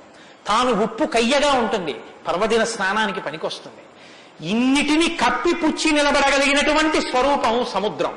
కడుపులో బడబాగ్ని ఉన్నా, సీతాపహరణమే జరిగిన, తండ్రే మరణించిన, రాజ్యమే పోయినా, అరణ్యంలో తిరిగిన, జుట్టు తీసేసిన, జిల్లేడు పాలు పోసుకుని ఆఖరికి ఆ జటలు కట్టుకున్న, నారచీర కట్టుకున్న, పాదాలకి చెప్పులే లేకపోయినా, అగ్నిహోత్రాన్ని చంకన తగిలించుకున్న, అడవిలో మృగాన్ని బాణం పెట్టి కొట్టి చర్మం ఒలిచి మాంసం తీసి తెచ్చి సీతమ్మ వండితే తప్ప తినలేని స్థితిలో రాజారాముడైనటువంటి వాడు బ్రతకవలసి వచ్చిన తెల్లవారుజామున 4 గంటల సమయంలో దాహమేస్తున్న ఏనుగు నదిలో తొండం పెట్టి నీళ్లు తాగడానికి కూడా భయపడినంత చలికాలంలో కూడా వెళ్లి స్నానం చెయ్యగలిగిన మొనగాడు. ఇన్ని కష్టాలు కడుపులో పెట్టుకుని కూడా పైకి చెక్కు చెదరకుండా ఉండగలిగినటువంటి గంభీరమూర్తి ఆయన యా రాముడంటే అన్నాడు నారదుడు. కాబట్టి సముద్రైవ గాంభీర్యే ధైర్యేణ హిమవానివా, ధైర్యంలో హిమవత్ పర్వతం వంటి వాడు. పర్వతాన్ని చూడండి, వర్షధారల చేత కొట్టబడుతుంది, పిడుగులు పడిపోతాయి. ఆ పర్వతం మీదే చెట్లు పెరుగుతాయి, ఆ పర్వతం మీదే సింహాలు తిరుగుతాయి, పులులు తిరుగుతాయి. ఆ సముద్రానికి కన్నాలు పెట్టి పావులు పడుకుంటాయి. చిట్టెలుకలు కన్నాలు చేసి ఆ పర్వత పాదాల మీద తిరుగుతూ ఉంటాయి. ఎలుక కన్నం పెట్టి తనలో దూరిందని బెంగ పెట్టుకోదు, ఒక ధూర్తుడు కాళ్లతో పైకెక్కాడని బెంగ పెట్టుకోదు, వర్షధారలు కొట్టాయని కదలదు, పిడుగులు పడ్డాయని చెక్కు చెదరదు, పులులు సింహాలు తిరుగుతున్నాయని బెంగ పెట్టుకోదు, మహాత్ములు తన మీద నడుస్తున్నారని పొంగిపోదు, తన మీద ఈశ్వరుడి దేవాలయం కట్టారని పరవశించిపోదు, తాను అలాగే నిలబడి ఉంటుంది. చెక్కు చెదరక నిలబడగలిగినటువంటి పర్వతం ఎటువంటిదో రాముడు అటువంటి వాడు. ఇది నారదుడు ఒక నరుడిగా ఆయనకున్న లక్షణాలు చెప్తున్నాడు. ఇవి నీవు సంతరించుకో, కొన్నైనా ప్రతిదానికి విచలితుడమైపోవడం కాదు, ప్రతి చిన్నదానికి కదిలిపోవడం కాదు, ధైర్యంగా నిలబడగలగాలి. నాకు కాకపోతే ఎవరికి వస్తాయి? వస్తాయి కష్ట సుఖాలు అనేటటువంటివి చేసుకున్న కర్మను అనుసరించి అని నిలబడగలిగినటువంటి స్థితి రామాయణం ఇస్తుంది. విష్ణునా సదృశో వీర్యే సోమవత్ ప్రియదర్శన కాలగ్ని సదృశ క్రోధే క్షమయా పృథివీ సమః. ఏమి శ్లోకాలు వాడారండి సంక్షేప రామాయణంలో మహానుభావుడు. విష్ణునా సదృశో వీర్యే, ఆయనతో పోల్చడానికి విష్ణు ఒక్కడే ఉన్నారు. ఎందుకంటే ఇంకా ఆయనతో పోల్చడానికి అటువంటి వాడు ఇంకొకడెవరు ఉంటారు? విష్ణువుని విష్ణువుతోనే పోల్చాలి. కాబట్టి విష్ణువుతో సమానమైన వాడు. సోమవత్ ప్రియదర్శన, బాణం పట్టుకుని ఎదురుగుండా ఉన్న వాళ్ళ లక్షల మంది కంఠాలు తెగకోసినా సరే భక్తులైన వారికి మాత్రం ఆ స్వరూపాన్ని దర్శనం చేస్తుంటే ఎంత సంతోషంగా ఉంటుందో. కాబట్టి సోమవత్ ప్రియదర్శన, లోకంలో మూడిటిని ఎంత చూసినా చూడబుద్ధే వేస్తుంది. ఎంత చూడండి చూడబుద్ధి వేస్తుంది. అందుకే పార్వతీదేవి వినాయకుడికి ఏనుగు ముఖం పెట్టించింది. పసిపిల్లలకి కూడా సంతోషం కల్పించేవి మూడు ఏమిటో తెలుసా అండి? గజముఖం, చంద్రబింబం, సముద్రం. మీరు సముద్రపుటికి వెళ్ళి ఎంతసేపు కూర్చోండి, ఎంతసేపు చూస్తున్నా సముద్రాన్ని అలా చూడాలనే అనిపిస్తుంది. చీకటి పడిపోయిన తర్వాత సముద్ర ఘోష అదో సంతోషం, వస్తున్న కెరటాలు అదో సంతోషం, చీకటి పడ్డాక దీపాలతో దూరంగా వెళ్ళిపోతున్న ఓడ అదో సంతోషం, సూర్యోదయానికి సముద్రం ఆకాశం కలిసినట్టుగా ఉన్న చోట ఉదయిస్తున్న సూర్యబింబం అదో సంతోషం, ఆ పడుతున్న ఎర్రకాంతి అదో సంతోషం, సూర్యాస్తమయానికి సముద్రంలో కృంగిపోతున్నట్టుగా ఉన్న సూర్యుడు అదో సంతోషం. తిక్కన గారు విరాట పర్వంలో అంటారు, రాత్రి అయ్యేటప్పటికి ఆకాశం ఎలా ఉందంటేట మంచి సంపన్నుడైన గృహస్థు ఇంట్లో అలంకారం చేసినటువంటి పడకలా ఉందిట, దాని మీద పువ్వులు అవన్నీ వేస్తే ఎలా ఉందో అలా ఉందిట. సూర్యోదయానికి ఉన్నటువంటి ఆకాశం ఎలా ఉందంటేట తెల్లవారిన తర్వాత 10 మంది చూస్తే దృష్టిదోషం కలుగుతుందని ఆ ఇంటి ఇల్లాలు దుప్పటి మీద ఉన్న పువ్వులు అవే అన్ని పోయేటట్టు ఒక్కసారి 2 చేతులతో ఇలా దులిపేస్తే అన్ని పోయిన తర్వాత దుప్పటి ఎలా ఉందో ఆకాశం ఎలా ఉంది తెల్లారాకంటారు. అలా ఆ సముద్రాన్ని చూస్తుంటే ఎంత అందంగా ఉంటుందో. పసిపిల్లల దగ్గర నుంచి కవుల వరకు జ్ఞానుల వరకు సముద్రం ఆనందమే. పసిపిల్లాడికి ఏం తెలిసనే ఆనందం, వృద్ధుడికి ఏం తెలిసనే ఆనందం. అందరూ సముద్రపు ఇంటికి వెళ్ళి ఆనందం పొందుతారు. ఆఖరికి తుఫాను సమయంలో సముద్రం చూడడం అదో సంతోషం కొంతమందికి. కాబట్టి సముద్రం. 2 చంద్రబింబం. చంద్రబింబాన్ని ఎంతసేపు చూడండి సంతోషం. రామాయణంలో వాల్మీకి మహర్షి వర్ణిస్తారు సుందరకాండలో చంద్రబింబాన్ని, ఏమి వర్ణనలో ఆ సర్గలు. కాబట్టి చంద్రబింబం. 3 ఏనుగు చూడండి, వెంకటాచల క్షేత్రానికో తిరుత్తనియో వెడితే ఆ ఏనుగు ముందు నించుంటే పిల్లల్ని ఎంతసేపు నించోబెట్టండి సంతోషమే. ఆ తొండం ఇలా ఇలా ఆడిస్తూ ఆ ఏనుగు అలా నిలబడి అరటిపండు ఎత్తి నోట్లో పెట్టుకుని ఆ దుమ్ము తీసి మీద పోసుకుని స్నానం చేసి తెల్లటి దంతాలు, దాని స్వరూపం, దాని చిన్ని కళ్ళు, దాని వెంట్రుకలు, దాని తోక, పెద్ద పెద్ద కాళ్ళు, ఇంతంత గోళ్ళు, గుండ్రంగా పాదాలు. ఆ ఏనుగుని ఎంతసేపు చూసినా అబ్బా ఇంకేం చూస్తానులేండి అనిపించదు, అలా చూడబుద్ధి వేస్తుంది. అలా చూడబుద్ధి వేస్తుంది. కాబట్టి ధ్యానం చేసేటప్పుడు ముందు గణపతి యొక్క ముఖాన్ని తదేకంగా చూస్తే ఆ ధ్యాన నిష్ట చేత విఘ్నములు తొలగిపోతాయి. కాబట్టి పరమేశ్వరుడు అందరూ తొందరగా దృష్టి పెట్టి చూడడానికి వైముఖ్యం కలగనటువంటి ముఖాన్ని నా కొడుక్కి పెడితే అందరికీ ఉపకారం జరుగుతుందని ఏనుగు తలకాయ తీసుకొచ్చి వినాయకుడికి పెట్టాడు. అది కారణం. వినాయకుడికి ఏనుగు తలకాయ ఉండడానికి కారణాల్లో అదొకటి. కాబట్టి విష్ణునా సదృశో వీర్యే సోమవత్ ప్రియదర్శన కాలాగ్ని సదృశ క్రోధే. క్రోధం, కోపం వచ్చిందా కాలాగ్ని ఎటువంటిదో అటువంటి వాడు. క్షమయా పృథివీ సమః.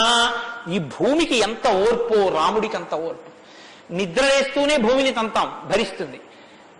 మలమూత్రాలు భూమి మీద విసర్జిస్తాం, భరిస్తుంది. ఉమ్మి భూమి మీద వేస్తాం, ఊరుకుంటుంది.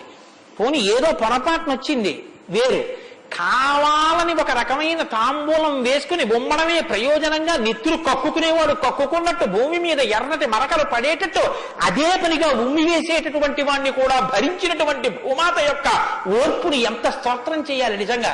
కాబట్టి అన్నం కావాలి, నాగలి పెట్టి అమ్మ గుండెల మీద చీరుతాం. ఇల్లు కట్టుకోవాలి, శంకుస్థాపన పేరుతో గుణపాలు పెట్టి అమ్మ గుండెల మీద గుచ్చుతాం. ఆఖరికి ఇంత సంపాదించి ఇంత కీర్తి తెచ్చి మా నాన్నగారు, మా బాబాయ్ గారు, మా మేనమామ, మా ఆయన ఇన్ని బంధుత్వాలు పెట్టుకున్న వాళ్ళు ఆ ఊపిరి ఆగిపోగానే తీసుకెళ్లి బయట చిరిగిపోయిన బొంతో చాపో వేసి పడుకోబెట్టి కొత్త చాప తెచ్చి 4 కర్రలకేసి తాడేసి కట్టి తీసుకెళ్లిపోతుంటే ఆఖరణ పుచ్చుకునేది ఈ తల్లి ఒక్కతే. ఎవరు ఇంట్లో ఒక్క రాత్రి కూడా ఉంచుకోరు. యావత్ పవనో నివసతి దేహే తావత్ పృచ్ఛతి కుశలంగేహే గతవతి వాయో దేహాపాయే భార్యా బిభ్యతి తస్మిన్ కాయే అంటారు శంకర భగవత్పాదులు.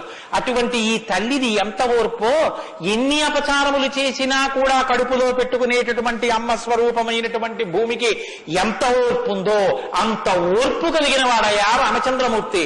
కాబట్టి ధనదేన సమస్యాగే సత్యే ధర్మ ఇవాపరః. కుబేరుడు ఎంతటి ధనవంతుడో అంతటి మహానుభావుడు, అటువంటి త్యాగం ఉన్నవాడు. సత్యే ధర్మ ఇవాపరః. సత్యము ధర్మము ఒకదాన్నొకటి ఎలా కాపాడుకుని రక్షించుకుంటాయో అలా రక్షించి కాపాడగలిగినటువంటి వాడు. తమేవం గుణ సంపన్నం రామం సత్యపరాక్రమం. ఇన్ని గుణములు కలిగినటువంటి రామచంద్రమూర్తి సాక్షాత్తుగా సత్యపరాక్రముడైనటువంటి వ్యక్తి. ఆయన పరాక్రమం సత్యమే పరాక్రమముగా కలిగినటువంటి వాడు.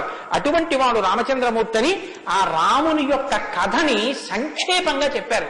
సంక్షేపంగా అంటే వివరంగా కాదు, బాగా గుర్తుపెట్టుకోండి.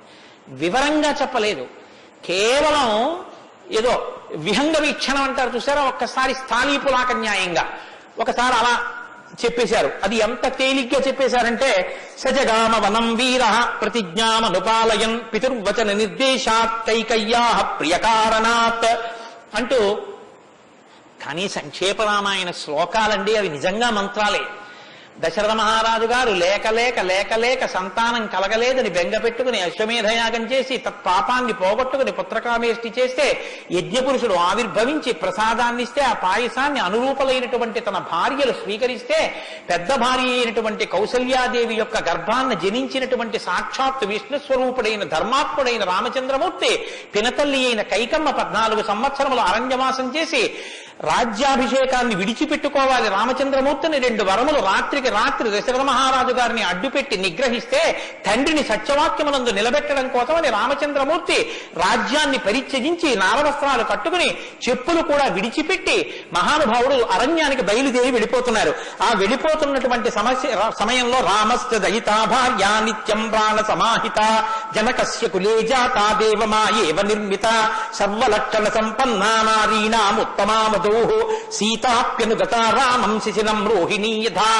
సాక్షాత్తుగా దేవమాయయే లోకంలో ఉన్న సౌందర్యమంతా రాశీభూతమై ఒక స్త్రీ రూపంలో వచ్చిందా అన్నంతగా కనపడేటటువంటి సీతమ్మ తల్లి, జనక మహారాజు గారి యొక్క పుత్రి, అయోనిజ అయినటువంటి తల్లి, స్త్రీలలో ఉత్తమమైనటువంటి రత్నంగా చెప్పబడినటువంటి తల్లి, సర్వలక్షణ సంపన్న అయినటువంటి సీతమ్మ చంద్రుణ్ణి రోహిణి ఎలా అనుసరిస్తుందో అలా కష్టసుఖాల్లో నీతో కలిసి ఉంటాను తప్ప నేను అంతఃపురంలో ఉండను అని చెప్పి రామచంద్రమూర్తితో కలిసి అరణ్యవాసానికి బయలుదేరింది.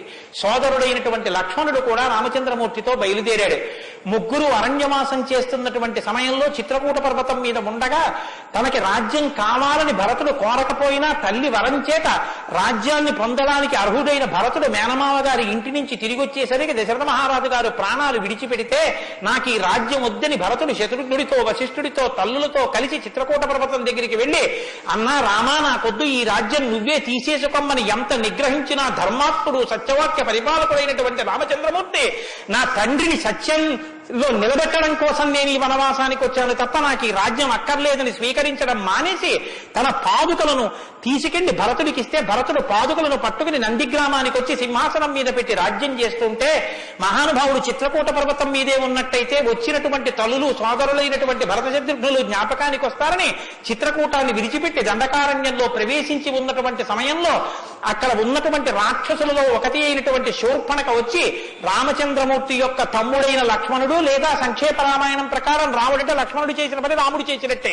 అందుకని రాముడి చేత ముకుచెవులు కోయబడితే ఆ శూర్పణఖ చేత ప్రేరేపింపబడిన ఖరదూషణాదులు త్రిశిరస్సు అనేటటువంటి 14,000 మంది రాక్షసులు రాముడి మీద దండెత్తి వస్తే తృణప్రాయంగా 14,000 మందిని నిగ్రహించినటువంటి రామచంద్రమూర్తి యొక్క పరాక్రమాన్ని శూర్పణఖ వల్ల తెలుసుకున్నటువంటి రావణాసురుడు అసూయతో సీతమ్మ తల్లి మీద మోహంతో సీతమ్మ తల్లిని అపహరించి తీసుకుని వెళ్ళిపోతే ఆగ్రహించినటువంటి రామచంద్రమూర్తి శబరిని దర్శనం చేసి తర్వాతి కాలంలో సుగ్రీవుడితో స్నేహం చేసి వారిని నిగ్రహించి దశ దిశలకి వానరుల్ని పంపిస్తే దక్షిణ దిక్కుకు వెళ్ళినటువంటి హనుమ సీతమ్మ తల్లి యొక్క జాడ కనిపెట్టి 100 యోజనముల సముద్రాన్ని దాటి ఈవలి ఒడ్డుకు వచ్చి రామచంద్రమూర్తికి సీతమ్మ క్షేమవార్త చెప్తే రామచంద్రమూర్తి నీరుని యొక్క సహకారంతో సముద్రానికి సేతువు కట్టి సముద్రాన్ని దాటి ఆవలి ఒడ్డుకు వెళ్లి లంకారాజ్యంలో వానర సహకారంతో రావణ కుంభకర్ణాది వీరులను నిగ్రహించి తిరిగి మళ్లీ అయోధ్య పట్టణానికి వచ్చి పట్టాభిషిక్తుడై 11,000 సంవత్సరములు ఈ రాజ్యాన్ని పరిపాలన చేసి రామరాజ్యం ఇలా ఉంటుంది అని చెప్పి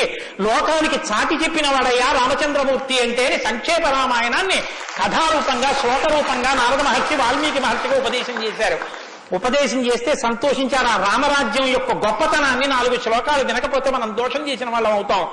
ప్రహృష్టముదితో లోకస్తుష్ట పుష్ట సుధార్మిక నిరామయో హ్యరోగశ్చా దుర్భిక్ష భయవర్జిత న పుత్రమరణం కించిత్ ద్రక్షంతి పురుషః క్వచిత్ నార్యాశ్చా విధవా నిత్యం భవిష్యంతి పతివ్రతాః న చాగ్నిభయం కించిత్ ఆప్సుమజ్జంతి జంతవః న మాతజం భయం కించిత్ నాపిజ్జర కృతం తథా న చాపిక్షుద్భయం తత్ర న తస్కర భయం తథా నగరాణి చ రాష్ట్రాణి ధనధాన్యయుతాని చ నిత్యం ప్రముదితాః సర్వే యథా కృతయుగే తథా అశ్వమేధశతైర్రిష్టా తథా బహుసువర్ణకైః.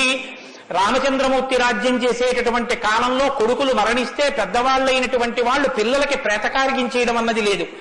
స్త్రీలు విధవలై భర్త మరణిస్తే జీవించవలసినటువంటి దౌర్భాగ్యం లేదు. అందరూ పసుపు కుంకాలతో భర్త చేతుల మీద వెళ్ళిపోయేవారు. ఎక్కడ అగ్నిభయం ఉండేది కాదు. జంతువులు నీళ్లలో మునిగి మరణించడం అనేటటువంటిది ఉండేది కాదు.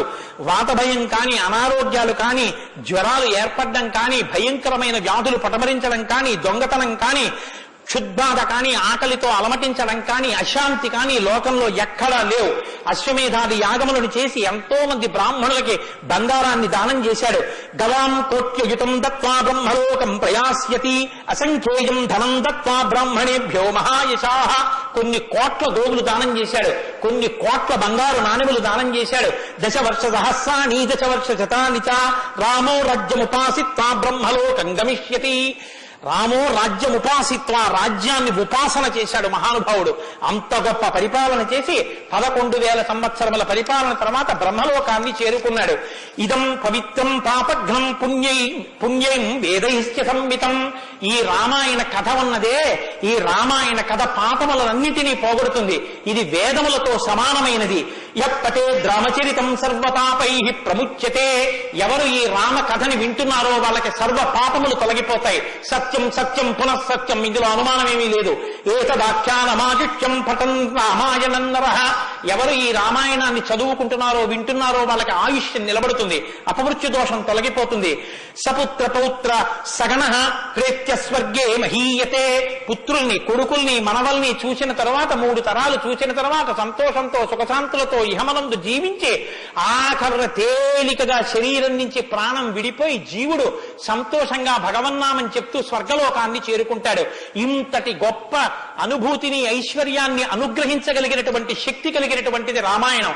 కాబట్టి ఎల్లరూ ఈ రామాయణాన్ని చదువుకోవాలి, వినాలి, ధరించాలి అని నారద మహర్షి వాల్మీకి మహర్షికి చెప్తే తదేక ధ్యానంతో ఆ మాలామంత్రంగా వినపడిన సంక్షేప రామాయణాన్ని విని పొంగిపోయిన హృదయంతో తన్మయత్వంతో ఉన్నటువంటి వాల్మీకి మహర్షి యొక్క స్థితి దగ్గర ఇవాల్టి ఉపన్యాసాన్ని పూర్తి చేస్తున్నారు.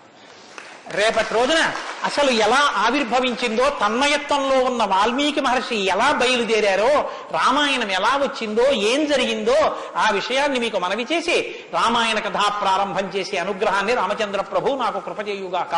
రేపు ఖచ్చితంగా 6:30 కథా ప్రారంభం అయిపోతుంది. లేకపోతే 7 రోజుల్లో బాలకాండ పూర్తి కాదు. కాబట్టి మంగళాశాసనపరై మదాచార్య పురోగమై సర్వైశ్చ పూర్వైరాచార్యై సత్కృతాయాస్తు మంగళం. మంగళం కోసలేంద్రాయ మహనీయ గుణాత్మనే చక్రవర్తి తనూజాయ సర్వభౌమాయ మంగళం ఉమాకాంతాయ కాంతాయ కామితార్థప్రదాయినే శ్రీగిరీశాయ దేవాయ మలినాథాయ మంగళం కరచరణ కృతం వా కర్మవాక్కాయజం వా శ్రవణమైనజం వా మానసం వా పరాధం విహితం వా సర్వమేత్తక్షమస్వా శివ శివ కరుణాబ్ధే శ్రీ మహాదేవ శంభో సర్వం శ్రీ ఉమామహేశ్వర పరబ్రహ్మార్పణమస్తు. స్వస్తి. శ్రీరామాయణం వినడం ఒక మహద్భాగ్యం. నన్ను నమ్మండి, నేను చెప్తున్నానని నేను చెప్పట్లేదు. జీవితంలో రామాయణం వినడం అనేటటువంటిది కొన్ని కోట్ల కోట్ల కోట్ల జన్మల తర్వాత లభించేటటువంటి అదృష్టం. అందున సంపూర్ణ రామాయణం బాలకాండ నుంచి పట్టాభిషేకం వరకు ఏకబిగిన మండల కాలం రామాయణం వినడం అనేటటువంటిది సంభవం అయ్యేటటువంటి విషయం కాదు. అది కేవలం పూర్వపుణ్యం రామానుగ్రహం ఉంటేనే సాధ్యమయ్యేటటువంటి విషయం. అటువంటి రామ కథ విన్న తరువాత మనం కేవలం లేచి వెళ్ళిపోవడం వల్ల ప్రయోజనం కన్నా రామనామాన్ని చెప్పి వెడితే చాలా బాగుంటుంది.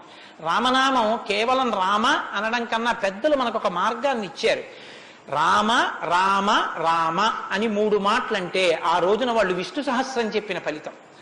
అది ఇంట్లో అంటేనే అంత ఫలితం ఇస్తే ఒక దేవాలయ ప్రాంగణంలో, అది జగద్గురు పీఠ ప్రాంగణంలో ఎంత శక్తివంతం ఆలోచించండి. అందుకే రామ రామ రామ 1000 ఎలా అవుతుందని మీకు అనుమానం ఉండొచ్చు. అక్షరాల్ని అంకెల్లోకి మార్చే సంప్రదాయం ఉంది. 2 మా 5 రామ రామ రామ అంటే 2 5 2 × 5 × 2 × 5 × 2 × 5 2 5 10 10 2 20 20 100 100 200 205 1000 సహస్రనామ తత్తుల్యం రామనామ వరాననే. కాబట్టి శ్రీరామ రామ రామ అంటే విష్ణు సహస్రం చెప్పి వెళ్ళిపోయినట్టు. కాబట్టి నేను మకుటం అంటూ ఉంటాను. మకుటం మీరందరూ కానీ నేను దానికి వివరణం ఒకటి అంటూ ఉంటాను. మీరు మీ అందరూ కూడా చక్కగాను రామనామము రామనామము రమ్యమైనది రామనామము అని మీరంటారు. ఉండండి, మీ త్వర చాలా గొప్పది.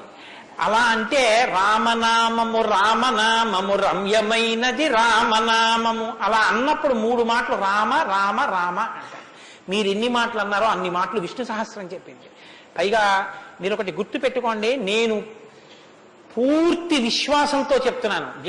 వ్యక్తిగత అనుభవాలు వేదికల మీద చెప్పడం నాకు ఇష్టం ఉండదు. శ్రీరామాయణం జరగడానికి అందరికన్నా ముందే స్వామి హనుమ వస్తారు. అందుకే రామాయణం చెప్పేటప్పుడు హనుమ కోసం ఒక ఆసనం వేస్తారు. ప్రచ్ఛన్న రూపంలో వచ్చి కూర్చుంటారు. అదిగో ఆ ఆసనం అదే. రామచంద్రమూర్తి పాదాల దగ్గర ఖాళీగా ఉంచిన ఆసనం ఎవరికంటే హనుమ కొరకు. దాని మీద వారు కూర్చుంటారు. అందుకే పుష్పాలంకారంతో శోభింపచేస్తారు. ఆయనకి ఆ పూలహారం వేశాను. రామనామం చెప్తుంటే ఆయన ఇలా చూస్తూ ఎవరా రామనామం చెప్తున్నారో పొంగిపోతారట. రాముడు హనుమ ప్రీతి పొందేస్తారు. ఎంత అసలు సీతమ్మ పరవశించిపోతుంది. నేను మీకు ఇప్పుడే చెప్పాను, వాక్కు ఉన్నది ఒక్క మనుష్య జన్మకి. అది మన భాగ్య విశేషం చెప్పగలగడం. రోజు అలాని మీతో నేనేం గంట సేపు చెప్పించను. ఒక్క 11 పర్యాయాలు అందులో నాకు ఏది అనిపించాలనిపిస్తే అవి అనిపిస్తూ ఉంటాను.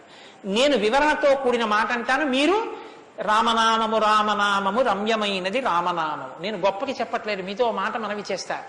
నేను అయ్యప్ప స్వామి దేవాలయంలో సంపూర్ణ రామాయణ ప్రవచనం చేసిన రోజుల్లో ఇది అనిపించేవాళ్ళం. రామాయణం అయిపోయిన తర్వాత రామాయణం సీడీలు ప్రపంచవ్యాప్తంగా అన్ని దేశాలకి వెళ్ళాయి. అయితే అమెరికా నుంచి నాకు ఫోన్లు వచ్చాయి, గురుగారు ఒక్కసారి వినండి అని. వాళ్ళు ప్రతిరోజు రామాయణం వినేటప్పుడు ఖాళీ కుర్చీ వేసి టేప్ రికార్డర్ పెట్టి 6:25 అవుతుంటే కోటేశ్వరరావు ఉపన్యాసానికి వస్తున్నారని భావన చేసుకుని వాళ్ళు టేప్ రికార్డర్ ఆన్ చేసి ఉపన్యాసం వినేసి నేను చెప్తుంటే వాళ్ళు రామనామం చెప్తూ అమెరికాలో వాళ్ళందరూ కలిసి పట్టాభిషేకానికి ఊరేగింపుగా ఉపన్యాసంలో ఎలా చెప్పానో అలా వెళ్ళి పట్టాభిషేకం చేస్తూ వాళ్ళు ఫోన్లో నాకు వినిపించారు. ఎందుకని అంటే నేను సముద్రం దాటి రాను అన్నాను. అందుకని నేను వెళ్ళలేదు పాపం చూడ్డానికి. కానీ ప్రపంచంలో ఎన్ని దేశాలలోనో అలా చెప్పుకుని ఎన్ని కోట్ల రామనామం జరిగిందో, ఎన్ని చోట్ల పట్టాభిషేకాలు జరిగాయో. మళ్ళీ ఆనాడు సంపూర్ణ రామాయణం చెప్పించాడు రామచంద్ర ప్రభు. ఈనాడు మళ్ళీ గుంటూరు శారదాపీఠంలో చెప్పగలుగుతున్నాం. కాబట్టి మీ అందరూ కూడా చక్కగా భక్తి శ్రద్ధలతో చెప్పండి. ఒక సంప్రదాయానికి దీన్ని ఆవిష్కరిస్తున్నాం. ఇవాళ మీ అందరికీ కూడా దీన్ని బహుమానం చేస్తారు.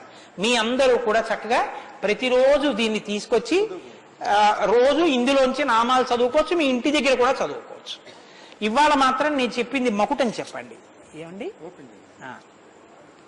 అందరికి సంతోషం.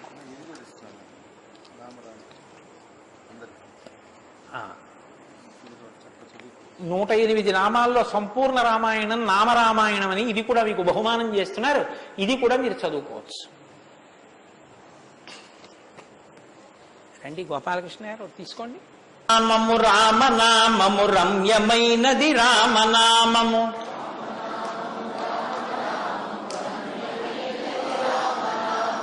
దారి నుండి గనదచు వారికి తోడు నీడే రామనామము. రామనామము రామనామము రమ్యమైనది రామనామము, నారదాది మహామునీంద్రులు నమ్మినది శ్రీరామనామము.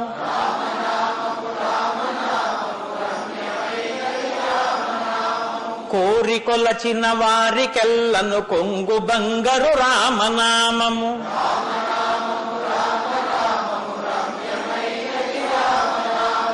అండపిండ బ్రహ్మాండములకు ఆధారమైనది రామనామము.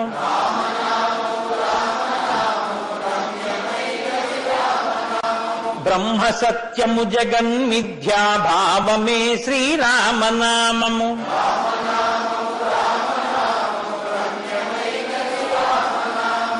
ఆంజనేయుని వంటి భక్తులకా నిర్వికారము నిర్వికల్పము నిర్గుణము శ్రీరామనామము.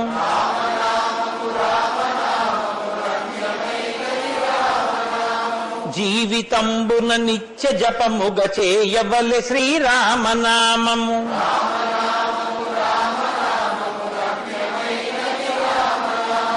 నిజ స్వరూపము బోధకంబగు తారకము శ్రీరామనామము.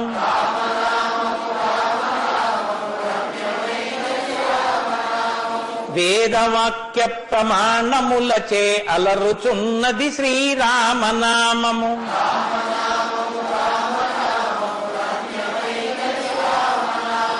తల్లివలె రక్షించు సుజనుల నెల్ల కాలము రామనామము.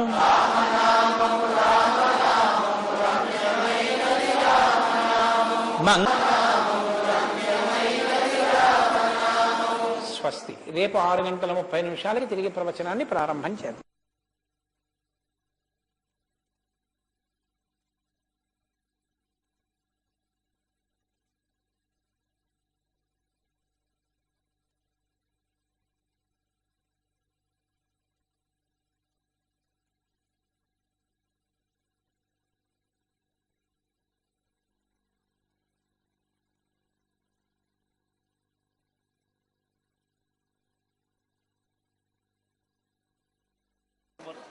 చాలా సంతోషం, చాలా సంతోషం. ఎక్కడో లేదు. నమస్కారం